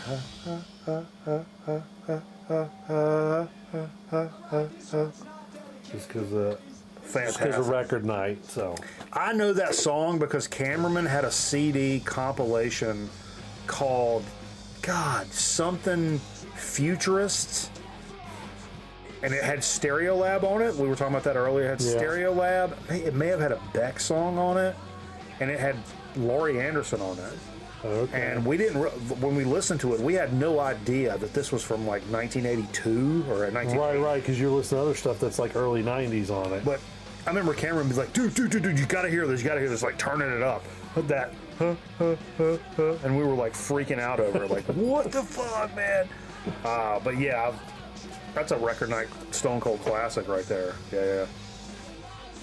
This is something I needed to delve in some. Oh yeah, Luke's talking Prague. about Lexington barbecue. Yeah, that's about 20 minutes up the road, brother. That's my family always went to Speedy's barbecue, which is also in Lexington, but right up there, it's like their rival. Yeah. But I love Lexington too. That's like splitting hairs. The Honey Monk. Yeah. If you know there, Luke. And Barbecue Center, which is also monk shit. Yeah. Also a good place. But what are you, like a Prague guy? You got any Gentle Giant? I do. I have this record as well. This is my favorite Gentle Giant, actually. Okay, so this is going to be like my first little dive. Okay, interesting. Octopus. This is some early record night stuff. Me and Steve were obsessed with Gentle Giant for a long time. We bought like everything we ran across. Okay. Back when you could pick them up for $4 or $5. Right, not 20. I've got the Interview. I've got the one that's got the mask on it that you can cut out. It's like perforated where you can cut out. I can't remember the name of that one. It's got the mascot with the red-headed I'm not familiar bearded with that. guy. It's that guy on the back. It's that guy, but he's got like a red beard and shit. But yeah, this is probably my favorite Gentle Giant. Okay. And a super dope cover because this is like die cut on the sides. Right, like a jar. Yeah, they really went all out with their covers and shit, and I really appreciate that. And it follows the vibe of the music. You know what I mean? Yeah. This next record, something you talked about recently because it's a release. 4 Day. Thank you, Bill. It's a newer release. Ooh. Dead Meadows, Voyager to Voyager. Now, the deal is like, of course, like This was down there? okay. This yes. Okay. But this is a story on that. So I've looked at Hippo. Neither Hippo had a copy of this, just in the bins. I didn't really ask him to order it. The guy at Woatone, I did ask him to order it, and then he got back with me later and is like, this is already showing like back order for new. So when I got down there, I saw that it was behind the counter. And the guy that helps Dylan at Noble Records is a big stoner guy. He knows a lot of stuff. I was like, oh, you got the new Dead Meadow? So I went out and looked for them to have it in the bins, the new Dead Meadow record. Yeah. And they did not. So Is this like this year? yeah, this is this year. This is like April 2025. Wow. That's I've when not this heard was this. released. I think I talked about this on the show. Yeah, you did. Yeah. And then your new release segment. Okay. Yeah, let me tell you. Sure. Sure. But this is what I did when I went to check out. I was like, and Logan's the guy's name. He was the one that was checking me out. I was like, yeah. And Logan said that he was going to go ahead and let me have his copy of Dead Meadow because he basically pre-ordered this. Huh. And I was like, and then he's like, okay, man. He's like, let me look it up. I'll let you have it. And of course, he charged me cheaper than brand new, but a pretty good deal. Dude, it's funny when And I was like, no, dude, you don't have to sell me your copy. He's like, no, man, I've listened to it like 10 times. I'll let you have it. I'll get another one. Wow. I saw, when I was digging in the crates today, I saw an album, and it was Dead Feathers? Yeah. That's the Chicago. VK talks about them. No, maybe it was something else. Oh. But I thought it was a Dead Weather record. And I was like, oh! And I looked at it, I'm like, oh, that's not it. But it was, I was excited for a second, but it wasn't, it just sounded like it. Now, maybe it wasn't Dead Now, Feathers. they had one come out like 2 years ago. The one to get is the green one. Yes. That's like from 2001 or something. Yeah. I know That's a kick out. All I have it on is CD. I know them from the documentary that when I really first got into stoner stuff called Such Hawks, Such Hounds on YouTube. You've seen that, right? I think so because you recommended me to go back and watch it.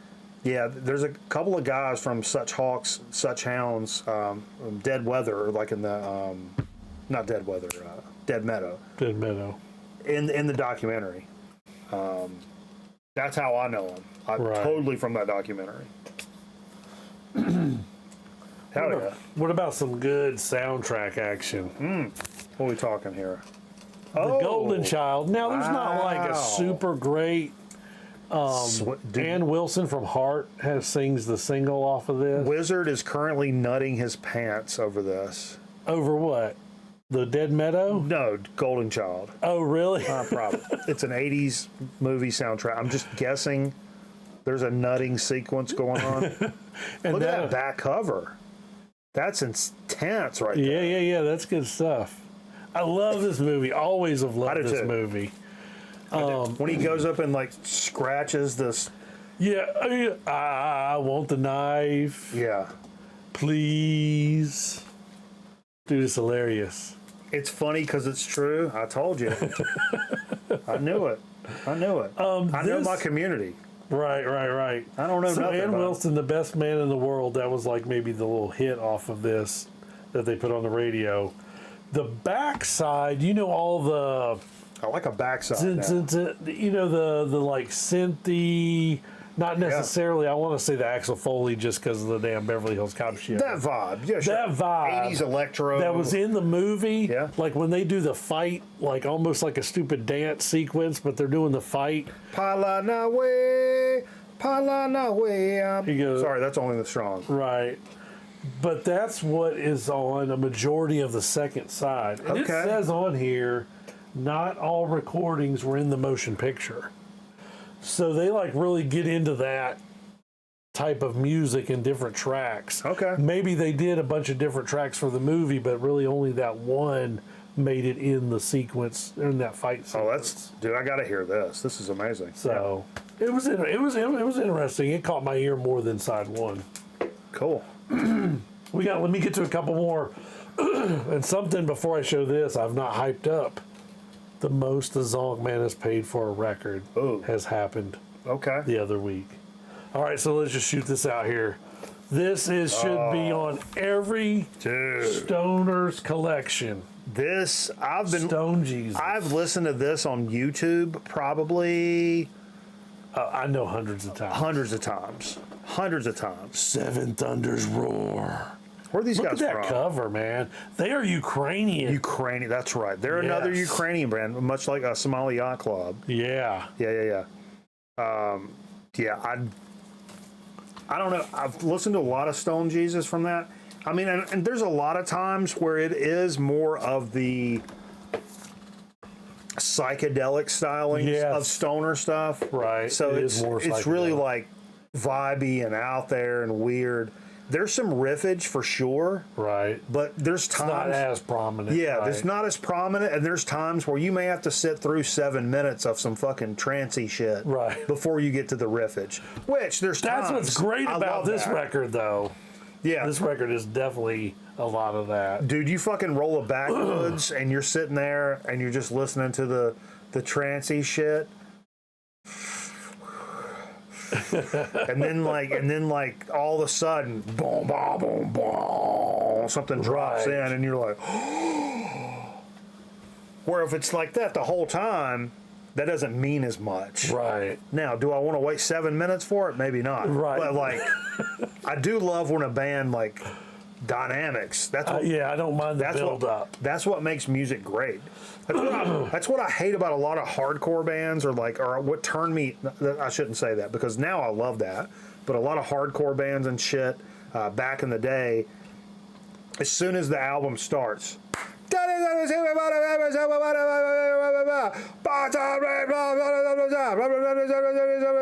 the whole album is right there. Right. 90 miles a minute. It never drops, so that when it comes back in, you're like, oh, fuck. Right. Like, some albums, some bands are very bad about dynamics and being able to like do that. But for me, those drops is what makes me lose my fucking mind. Right. Ever since I was a little kid, those drops, ugh. Anyway. If you are not familiar, I'm the Mountain is the track Yeah. to listen to first. And there is two different versions. I think one's 10 minutes and one's 16 minutes. Damn, Aaron says only 250 pressed of that. True. This is the reissue from last year, 2024, Seasons of Mist, which is also... I said all them witches. I was wrong on that. The Seasons of Mist also did actually another band I'm going to show here. Okay. And yes, the Black Wax is only 250 press. Wow. Is this the most you've spent on a record? No, this is not the most I've spent on a record. Okay. But this was this was sitting in the bins, new, at Noble. He had another copy too. I wouldn't have passed that up. If I would have been like a good VCer, I would have like got another copy knowing it was going to go VCLT to somebody else. Well, that's expensive for something like that. It is, but it was one where, because I'm a cheap ass. So I've never seen that in person ever. Right. I've only seen that cover on YouTube. That's right. When you showed me the graphic, I've only seen that graphic digitally before. Yeah. I've never seen it in person. It's kind of crazy. Yeah, that is a kick-ass cover. Luke wanted to know what's our thoughts on Atomic Bitch Wax. I do. Yeah. Yeah, I love Atomic Bitch Wax. I never got that one record though. Damn, what was that? He said their 1999 record. Love that one. Yeah, a good pal of ours from a guy I played music with for a long time is in a band called Holy Roller, and they got a brand new record coming out. Holy Roller's actually, they're a stoner band. They're on Ripple Music, and it was the drummer from the 5Ls, the band I played in, and they did some shows with Atomic Bitch Wax. Okay. Yeah, like last year, I think it was last year. But yeah, I've never bought any of their shit. But it's one of those bands that I love their stuff, but I've never like went out of my way to buy some of their stuff. You know what I mean? Speaking on Holy Roller again, they're doing their album release party. Motorcade. That's in right. Winston, Yeah. June 7th. What I hate about that is that's when we're doing the grandson's birthday party. June, is that during the week? No, it's Saturday. Is it? June 7th is Saturday. Oh, I got to go to that. And it's Motorcade. I'm not familiar. It's like downtown Winston. I guess it's kind of a small venue. Yeah. I'm not familiar with that venue, but that's where they're doing it. Oh, because Errata is playing. Yes. Errata is a Greensboro band. I heard them at the front when we heard them before. Yes. They were there. Yep. Did you buy some of their wax? Yeah. You got to bring that over. Okay. It's Atari spelled backwards. Yeah, that blew my mind just as simple as that was. Fantastic band. Yes, not just stoner. I mean, they do a bunch of crazy. They got some horns. They got some horns in there. Yeah, they had horns going and stuff too. Yeah. Take the grandson for his birthday to the Holy Roller. Yeah, sure. Yeah. What is this, Russia? Of course you do. Get him a Budweiser. Get him a fucking... He'd be like what's the, you always show the graphic of the kid with the Coors Light. Of course. That might be a little young for the that. And then Papa would like to see the grandson again. Because I could be paying. Okay. You don't want to be labeled as a high risk. Yeah. A high risk support. Bad grandpa. Don't let him go with bad grandpa. He's always taking him them devil music shows and shit. This is now the record that the Zongman has paid the most for. Oh, okay. Here we go. Let's get to the talking turkey now. You know, I've gone crazy with Stevie Ray Vaughan and Double Trouble. Wow. I've never seen this. I have no idea what this is. A legend in the making. This was originally like promoed in like 1983 after Texas Flood came out. Okay. And it might have made it on cassette. It was maybe only a promo on vinyl. Definitely did not make CD at all. This was a RSD release in 17, I think. Huh. And it has went crazy Know money. nothing about that. It is a 2-record set, live at the El Macombo, whatever, the place in Texas. It's gonna what day? Oh, July 30th, 1983. Wow. So a live show, 4 sides, kick-ass Stevie Ray Vaughan. All 4. All right, and that's what I got from Noble Records at the big VC meetup in Charlotte with Kimbo. Hell yeah. Let me trying to take some chances on some stuff to play underneath us here. Yeah. You got to figure out the music. It's not like we can just pull Ryan's Kid's new 7-inch. That's what I just played. Release. Oh, that's what you just played that. I just played, not the new 7-inch. I just played Ryan Kidd though. Oh, okay, you did play Ryan Kidd. Pulling it out of here. But we'll see what we can get away with. Fuck it. Daggone, Eric Bauer giving me shit. People still live to see River. Man, blues, man. Blues. I still listen to the blues. So how many more you got? I have, well, technically, since the body count, only 3 more from Lunchbox. Okay. I'll do... Don't let me mess up one of yours showing what I showed you earlier. Okay. I'll Whatever how you want to do it. Okay. Unless you wanted that to be your highlight. That will probably be my last one. Okay, well, I'll hold off on it, depending on how you want to do it. You can do it right after mine. How about that? Okay, yeah. If you want to So do all yours. I did do a hold please. I did do a hold please on a record, and that I was really stoked to pick up. That I can't believe was used in there. It was kind of like, okay, I should totally probably do that. But when I was in there, again, like, something about the Friday before Memorial Day makes me want to go to a record store and just feel good about it. And it was one of those days. Now, the other 2 records I picked up while I was in there, these are total like gap fillers. These are holes. These are albums that both of these albums I've listened to 1,000 times. Right. But for whatever reason, I didn't own them on vinyl. And I don't think I owned either one on CD either, so it was probably just a streamy thing for me all the way around. First one I'll just tell you. Out of Step by Minor Threat. This was it's a nice repress of it at a nice price. The Minor Threat stuff's never really stupid. Although this record's only like 20 minutes long, and it was like 17, 18 bucks or something like that. But I've never had this in my collection.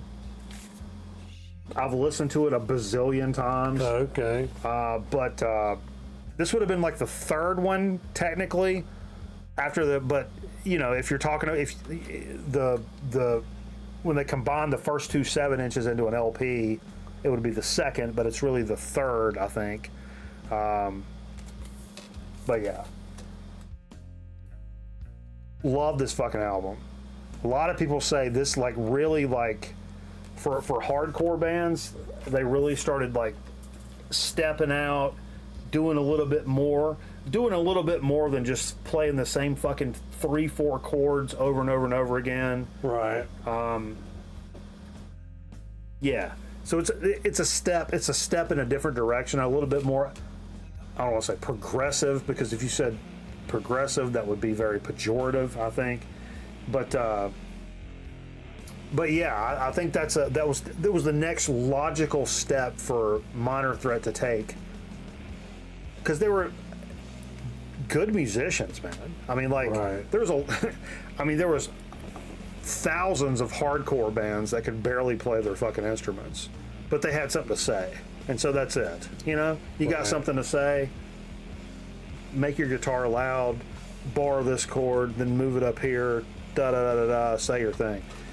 But very obvious, like, even I would assume, like, even if you were like moving and grooving back in these days, that you could tell the difference between bands that could really craft some songs out of that same genre and that same energy and motif, but you could really craft some stuff that was a little different and a little more innovative and thoughtful.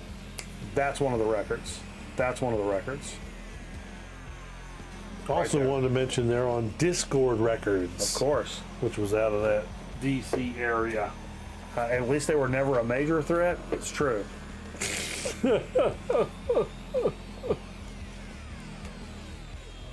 Yeah. They're a threat to your hearing. Correct. This is something, I think I've owned this a couple of different times on CD, maybe, I think it was all like burned CDs. And I realized, like, as I've been the last year or two, I've really beefed this shit up. Locust Abortion Technician, Butthole Surfers. Oh, wow. This is the reissues that came out in 2024. This was $19, brand new. Oh, wow. Brand new lickety split. That's cool that there's still records that's not $30. Look at the back cover. Now, this is the first time in this. What's his name played with him? The bass player.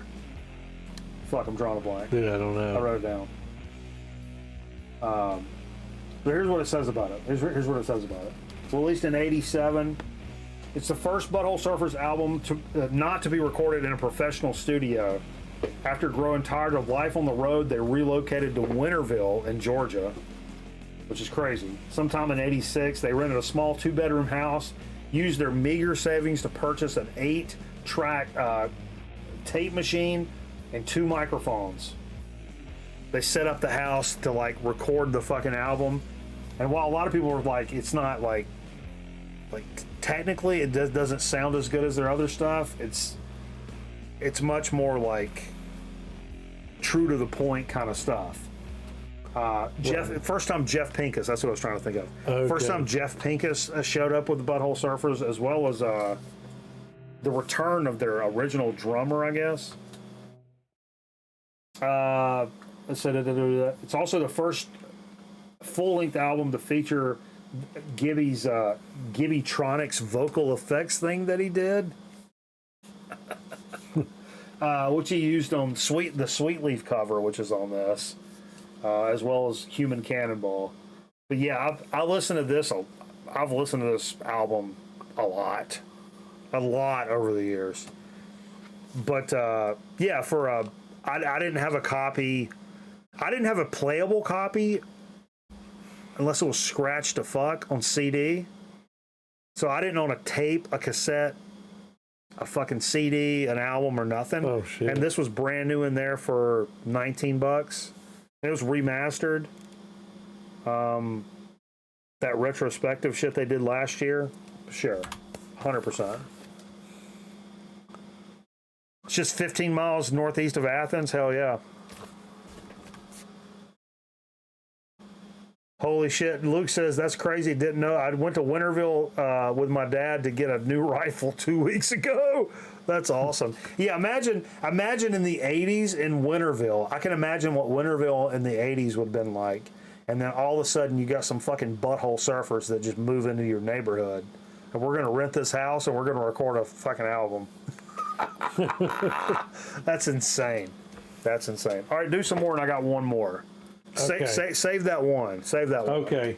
All right. So then after Noble and after the barbecue, we went to Lunchbox Records with Scott. I think that's his name. Now this first thing, I'll pull this out first. Actually, this was used. Oh yeah. Basque American Holla. I've got this one. You've got that one. Yeah. So yeah, we know that's Asheville band. Like an Asheville, yeah, ish. Yeah. What label is this on? That is on self-released. Okay. That particular one. Yeah. They because it's like 001. What the hell records does it say? Wonder Records, but it is WON 001. Wow. So maybe it was their thing. They were just like doing it. May I ask, was this pricey? No. 15. You spent $5 for your copy? 4 from at Underdog. No, at Hippo in Greensboro, and there was I got a few things at a time. Apparently, whatever label carried that or managed it or whatever came down and dropped off a bunch of records. Basque was one of them. I got some kind of blackened death metal record. I can't remember the name of the band. Oh, I forget their true label, like the once they second record and the third record. Yeah. But they came down and like dropped a bunch of stuff off, and Patrick was like, "Yeah, I'll take it." But I was like, and then marked it all. He's like, "Yeah," so I just kind of marked it all. Like, I kind of need to get rid of it, because they brought a bunch of stuff in, and I was like, I took a chance just because of the cover. Right, yeah. If you look at that cover, that looks like Baroness almost. It does look like Baroness. The owl. It's one of my favorite stoner records. It's very. It's another one that's psychedelic and a little more low key at times. Yeah. But if you wait a couple of minutes, there are some serious riffage that comes in there for sure. Yeah. So dug that. He also had brand new, I'm going to call it an EP, Basque put out maybe a couple years. It was their newest thing, like maybe 2022. Oh, wow. But it was one song. Like it's a really long one or something? I know, not even that. It might only been like a 6-minute song. That's the only thing on Basque one I've ever record. Heard. I've never, even though as much as I love that. Oh, I need to play the other one. I got Basque 3. I've never looked for it, or I don't know why. But I love that one. And then this is actually a brand new record. Thou. Oh yeah. Umbilical.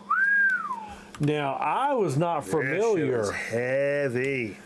I was basically told about them by Jacob. Do you remember? I know you didn't really do Record Store Day, but do you know the guy that had the long-haired kid? Yeah, with the kid. That would, he would do the door for Jonathan on Record Store Day. Yep. He's the one that kind of recommended them because I started going back and forth with him. I told him about like Dune Eater, and he's Betamax 2000 on Instagram. Oh, okay. Betamax something on 2000. It's probably popped up in y'all's feeds for real. It pops up on mine, and I'm not friends with him. Like, I know who he is, right? But when I saw him, and I'm like, oh, I know this guy. I know his kid. That's the guy from Underdog, right? He's got a pretty big like Instagram, but he was known for, he had a little boy that had long blonde hair. And he would take like a record like that and hold it up over his head and like stick his tongue out and like he would get like thousands of fucking likes and shit. Yeah. Yeah. So that's awesome. That's all. Because the other one, of course. Okay. Well, we already played was the Body Count. Right. So I did a hold please on a record, which I do from time to time, and this is one. I actually even had to talk myself into it, which is absolutely ridiculous. Insane, man. Because when I saw it, let me move this out of the way. I'll leave the sticker up there. Leave the sticker up there, man. What was blocking the name of the record? That's what's pissing me off. Well, I'll leave this off until I show it. If you've watched Grown Man Record Night during the week at all, and things get a little drunky, toward the end of the night. Not as drunky when I start playing 5L stuff, because that's real drunky. It's the drunky right before that. You'll know that I will play a certain performance from a French church back in the day, performed on KXP. We're talking about the second Slift record. Uman, yeah, sure. I would assume it's Uman. The first song off of this, which is a title track, Uman, is that first song on that performance. And I don't know how many, hey, Scotty, Aaron Griffin, some of you guys, how many times have we watched that fucking thing on this program? 100? I don't know. Fuck. 100?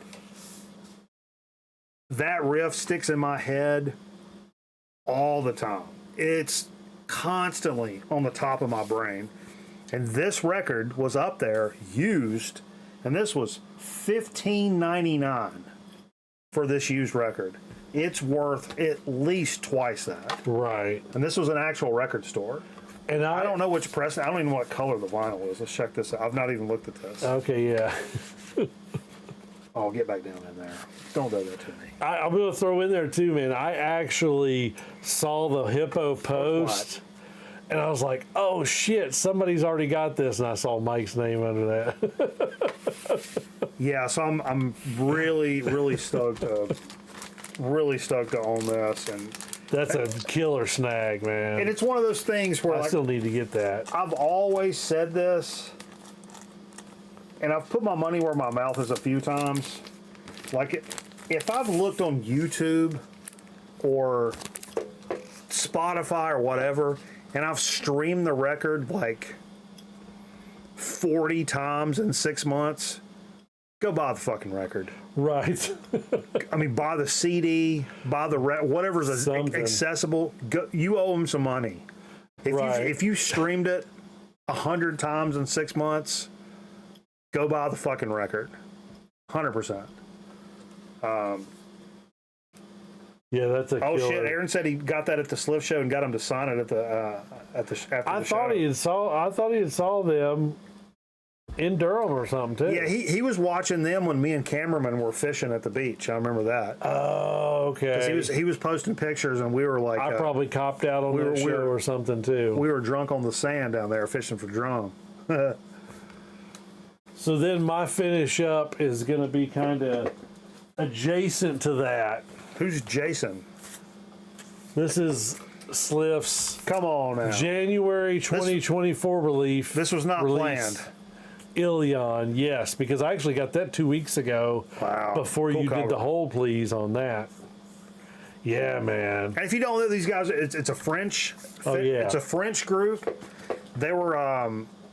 Somebody said their dad did like film stuff or reviewed films or something like that. And at some point, they would post videos or do videos, and his kids would be playing like guitar and stuff like in the garden, like as part of the weirdo films that he did. Yeah. It's them. Then they grew up, and I think there's two brothers, and then they're one of their high school friends. So it's two brothers and a friend. Okay. And I think they were like classically trained musicians, like big time classically trained, like European classically Right. trained. And then, but at some point they've really kind of locked into whatever it is. So it's very psychedelic, very stonery. The riffs are incredibly stonery, but also got a lot of reverb and delay on them and shit like that, which makes them kind of trippy. But there's still some super nice riffage there. They really know how to write a song. They really know how to write a song. Mark Dorsal. Aaron says he has that one too, also signed. This motherfucker's just swinging cock over here. I'm kind of getting pissed off. You got them both at the show. Yeah, you go ahead and just, sign them up for me. Sounds like somebody wants to get embarrassed during a hot dog eating contest. That's what it sounds like to me right now. And that was Dig of the Week. Boom. Let's take a quick commercial break. We'll come back with a So to Speak and Chip Chat. I've got to pee real bad, so I may have to pull a little longer video at the end. It's possible. It happens from time to time. The drummer was about 5'2". Fucking Europeans. French. Wee wee. Wee wee. That's what I got to do. I got a wee wee. All right. Well, none of these are. None of this is. All right. Oh, Sure. yeah, I forgot to ask you. Did you load commercials? Oh, I've loaded them, but they're just not. Grown Man Reckon ought to be back in a minute. Stick around.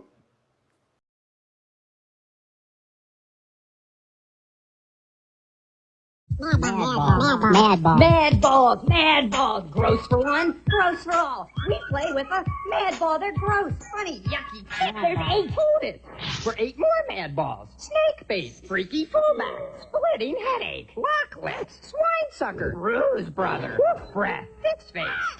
We play with a mad ball. We play with a mad ball. Mad ball. Now 8 great mad balls are joined by 8 great more, sold separately from Ag Toys. Mad ball. Here's Wet Banana. You can dash and splash on Wet Banana like Billy. You can dip and flip like Ricky. Slippery wet fun for the whole gang. Could that be Mom on Wet Banana? It is! Regular Wet Banana, 25 feet long. And the new Wet Banana Super Slide, 30 feet long. Each sold separately. Wet Banana Super Slide comes with 30-foot slide, banana sprinkler, and fastening hook. From Cokie.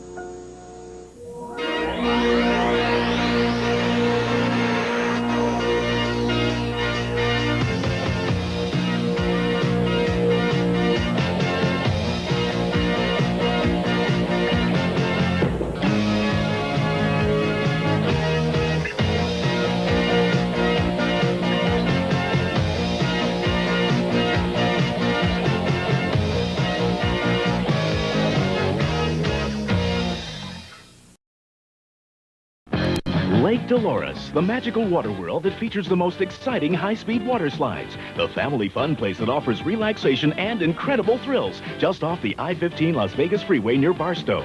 Call now for special rates. Glide down the 200-foot water slides up to 50 miles an hour.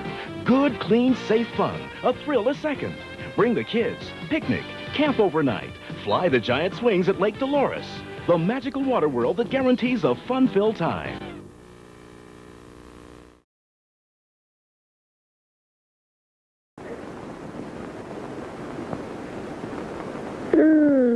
Nesta.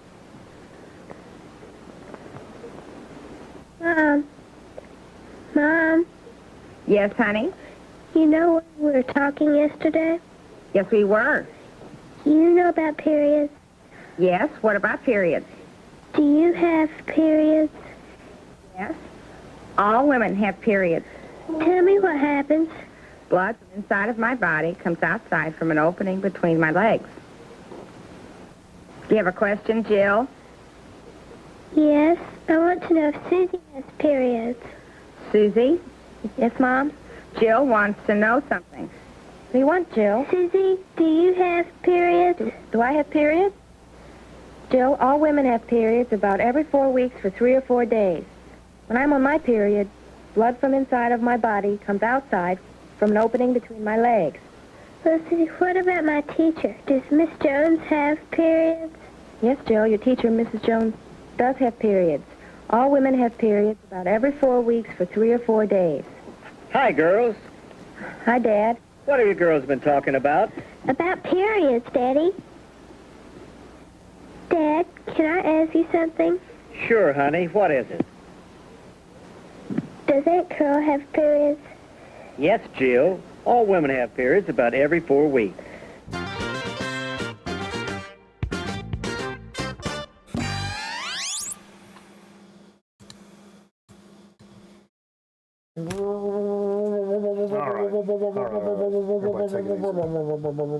No, that's not. Is that already over? Sorry, I was trying to get some music going here. Music, man. We're about the music. You know, it's all about the music, man. It's owl about the music. It's all about the music, you know. I don't know. Your feet don't fit on no limb. All right. Yeah. Soda. So I've pretty been, just fuck. What do you guys gonna do?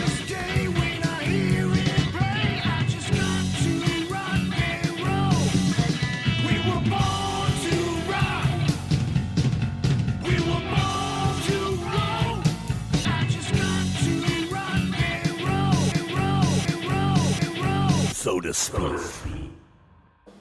You can blame the Zonk man for dropping the ball. No. I kind of forgot even though I got off early and shit today, I went and did my grocery shop, and I came home and all that shit, and I was like, all right, boom, ready for the show, cleaned up, fucking, and then I'm like, oh, fuck, we don't really have a soda.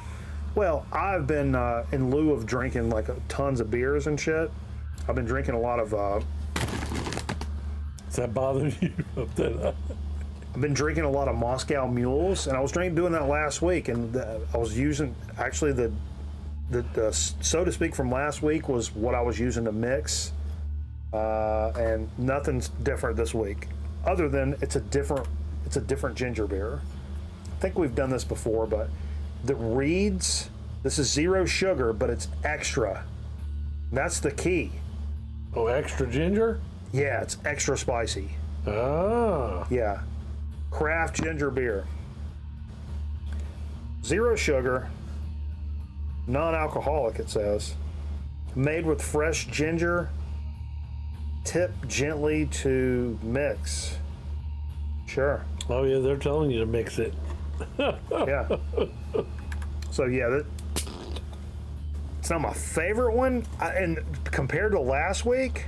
Oh, the one last week you had you thought was better than this? No, I don't know that I would say that, but Oh. they're both very good. That's what I'm going to try to give it a day in court without mixing it with vodka and lime juice, because I've been making the Moscow Mules tonight.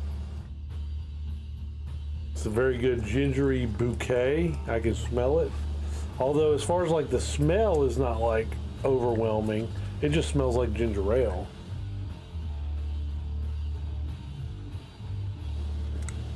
Let it sit with you a little bit. Actually, It's got a little bite off the top. You want to do a shot? Or it's too late for you to do a It shot? might be too late in the game. I understand. But we didn't done one the whole night, so I'm just going to do one. Because I got one swallow that's left. Oh, you hit it that hard. Well, yeah, I've not done a shot all night. Like on the show. No, I meant of that. The beer, the ginger beer. Oh, yeah.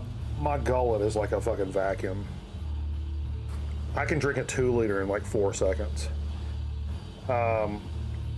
It's real fizzy in the nose, too. You like that spice? I do like it. I like ginger. I like Yeah. For me, eating ginger root raw. yeah, for me, you can't really get it too spicy. My favorite of all time, and it's not actually a ginger beer. My favorite ginger beer is the 0 sugar Barrett's, which is like white. It looks like horse jizz. It's fantastic. Get it in a bottle. But just ginger in general, General Ginger, or Jizzer, Ginger Jizzer, Blinum's Extra Hot with the red cap, which is bottled out of Dillon, South Carolina. Represent. That's where my dad's from. That's the best. It's not a true brewed ginger beer. It's a ginger ale. Oh, yeah, okay. But I want to try. I saved one little pull as a trailer chaser. Fuck, I'm faded. Yeah. I mean, it is stronger, a little bit more fizzy, spicy in the nose. And you can tell the difference between like a ginger beer and a ginger ale. Now, I can't remember the name of the one I did last week. Do you remember? No, It had a seal on the cover, on the can. There were cans, and you get them at Walmart. They're in a white can, and it's a ginger beer. Whoop. Now, these are like the same price as those, but this was a 4-pack of bottles, where those are a 6-pack of cans. No. I think those are better. I think the one from last week is better. Okay. As good as this is, and as decent as a mixer, and the fact that it's at my ghetto grocery store that's just like a drunk walk away. Gosling's, is that what it was called? That was better. So, and that's a Walmart thing, so you can probably find that in everybody's got a Walmart. Not everybody has a Food Line up here. The shitty kitty. The shitty kitty. So this is fine. It's fine. And actually, I mean, it's better than fine. And when I say the one from last week is better, we're really splitting hairs. Okay. Because this is good. This is really good. So I felt like as I was putting this down, I'm like, No, you're I was saying kind of just shitting on it, but I'm not shitting on it. get more for your money by doing the 6-pack of cans. And I think the other one is actually tastes better. The ginger is spicier. I think it works better solo, and it works better as a mixer too. The one last week, like in a Moscow Mule, you could really taste that spice come through. It's what really told me, like, yo, maybe get you like a 6-pack of Talls for the weekend, and the rest do Moscow Mules. Because I was like, as I'm sipping them, I'm like, this tastes better than any beer on the fucking planet. Right. If you say it doesn't, you're a liar. I mean, I love my beers, but like, right. When I really love my beers is when it gets like toward the snacky part of the evening. Kind of late right now, but like, I like when it starts to get snacky, or you got some hot wings coming out of the air fryer, or you're gonna eat some mozzarella sticks. You know, you're gonna grab a burger, some tacos. I don't want a Moscow Mule. I want a beer. Right. That's Beer City right there. Hey, Trish. Yeah, I hope you have a great weekend. Howdy, folks. Welcome to DFW. Oh, and I've killed it right as I said. Like, oh yeah, I do a beer with some snacks, and I've You need a hams with that? Yeah, let's do it, man. How you go into Chip Chat? I'll go ahead and play the intro while you're doing it. Boom. Potato chips. How my mom does it.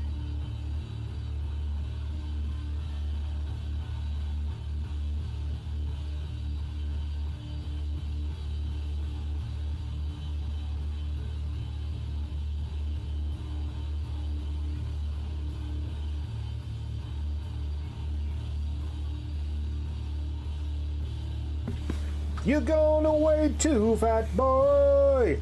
Fat boy. All right, we're back.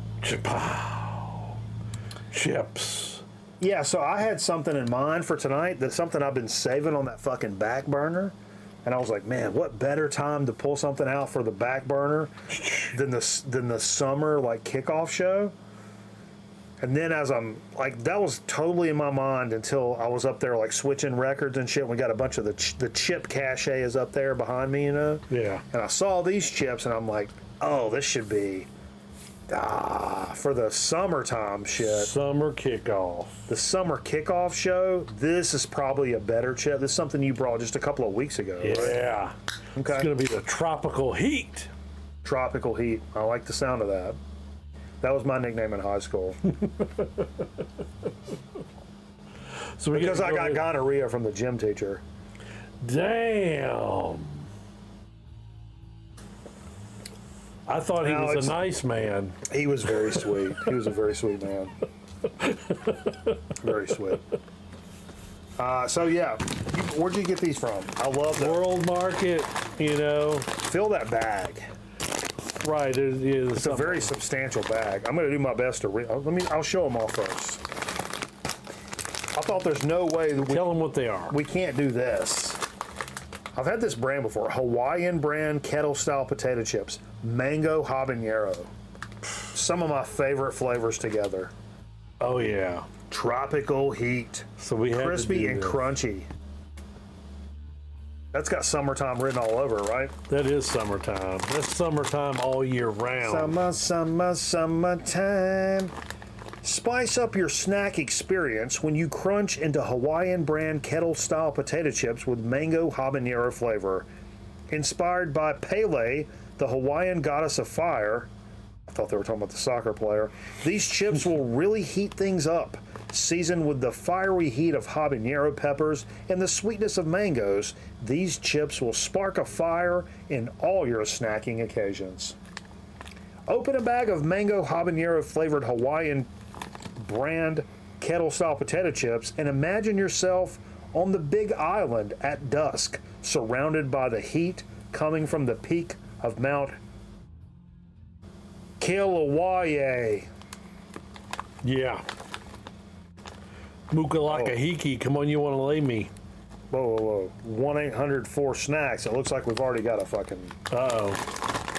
Hey, wait, whoa. Before you open them, do you want to do from the bottom? Oh, yeah. Because they got spice and flavoring in there. Do it upside down and open from the bottom.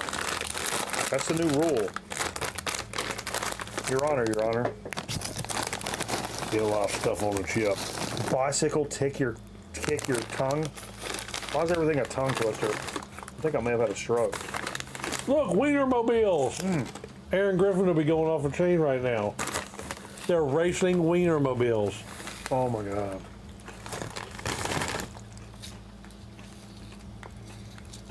Oh Lord.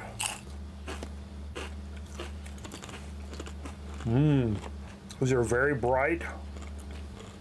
Yes, it's spicy, tangy, spicy. And it's For still habanero, popping. I would expect the spice to be a lot less bright and be a lot more bassy. It's a very spicy. There's some sweet there for sure. The sweet is lower down. There's more spicy than sweet. As far as like more of a 60 hot, 40 sweet maybe. And they're hot. They're fucking hot. They're coming around.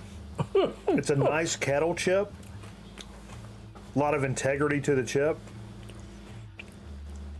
They don't really bust your teeth out kind of kettle. Oh yeah, no, it's not that. That's not quite that It's not hard. crazy. Ooh, they're getting hotter. Aaron says I rubbed one out to the Wienermobile race earlier. Jesus Christ, this guy's a fucking moron. These would go great with a fucking cold beer.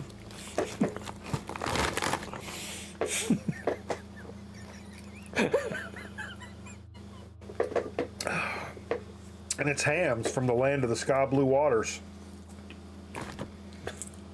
The beer, it's refreshing. Sure. Wow, those are great. They're hot. Woo! They're hot. Yeah, Don't get it twisted. They're hot. yeah. I thought But that's a this is good a mango. that's a good chip because that'll slow you the fuck down. Because else the bag of chips will be down here because they're good. No, that just means you'll be slamming more beer with them. One of the two. Yeah. It's crazy because a lot of times that's one of my go-to like wing flavors is mango habanero. Oh, really? But I find a lot of times they're nowhere near as hot as I want them to be. I want them to be hot with some sweet that kind of covers it up. Right. And oftentimes it's just kind of not. Because habanero is my favorite pepper flavor. Which leads me to what I was saying before. I don't think these taste like a true habanero because I think of a habanero as like a bassier, like deep, dark burn. Right. Or like cayenne or jalapeno is a trebly, zippy, stingy. Yeah, Kinda you're burn. right. And that's the way these kind of are. That's the way these kind of are. Do we need to read the ingredients? Or you just you want want to go to. ahead and punch the number? I think you should talk to them. Read me that. I'm not a good representative of the show. What's the name? 1-800? Hold up. Never sneeze on my program again. I'm allergic to something. 1-800 what? 4 FOR. Uh-huh. Snacks. SNAX. X? X. What is this, a hip hop? That's not enough numbers. Yeah, it is. 1-800-476-29. You did FOR? Wait a minute. It's 7 numbers. Okay. FOR. 1-800 what? 4 FOR. Oh, FOR. F-O-R. Snacks. S-N-A. X-ray. X. Thank you for calling Odds Customer Care. We're really sorry we miss you. Our offices are currently closed, but we look forward Fucking to AI. assisting you during our normal business hours, including Monday through Friday, 9 a.m. to 3 p.m. Eastern Time. I don't like your stupid AI voice. I don't like your fucking stupid lack of leaving a message. That's an Utz brand. That goes to Utz. Oh, really? Yeah, it rang to what's called Utz Pavilion. Look at yeah, see that? My last call, Utz Pavilion. What the fuck is an Utz pagoda? I don't know, because this says, this distributed by Kennedy Endeavors, Algona, Washington. I think it's horse shit. I think they're full of shit. 9 to 3? There is in there, as far as the ingredients, to talk about that, they say mango powder and then also habanero powder. But they do have honey powder. Everything's a powder. And the spices they're using is onion powder, garlic powder, parsley, spice extract, and turmeric. And lots of maltodextrin. Actually, this is oleestrin. Isn't that the shit that makes you runny? I think so. Runs out your ass? Olestra is. Oh, this is. You don't see any maltodextrin in there? It might have been way up high. Yes, it was way high. Yep, definitely on the chip. Does it have any seed oils in it?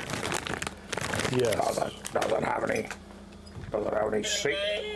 Corn oil and cottonseed oil. And safflower. Who got the pickle? Sorry, I hit it up by accident. Oh. Because it's got seed oils in it. I hate to wimp out, but I gotta freaking slow down on those habanero chips. They're a little. When Cheryl's out of town, I take pizza rolls and I cook them in the microwave, and then I mash all the shit out of them. Thanks for sorry. Thanks for record nighting with us tonight. This has been a longer show. It's 2:30. Oh wow! It's your fault. I'm long-winded. It's your fault. Who? It's your fault. Who hell? Where are we? But so don't forget Sunday. We're going back over to Twitch and playing a couple of records right now. Nevertheless, also Sunday night, it's the biggest Sunday night program of the year. I'm just throwing it out there. Be there. Remember, Scotty Strychnine will hunt you down. He will to ban you. He will ban your ass. So get in there. Get in there. Get a good spot. We'll do a little. I think Jay's coming over. We'll do a little shelving show like previous. So it'll be kind of like a Wednesday program. If you guys are familiar with the Wednesday program, well, we'll shelve some records and hang out and fucking vibe out, and then eventually we're gonna parlay that into a little summer rental, which will officially kick off this amazing 2025 summer. That will be so much better than the last, because let me tell you, last year. Anyway. Adventures in babysitting. No, I think with a record we should start off when we go back to Twitch. Stone Jesus. Sure. I'm the mountain. Do it. Go ahead and cue it up. You think I can hit the camera with this? Yes, but try anyway. We're coming to Zen at you. Zen power. Close. Fuck. Was that empty?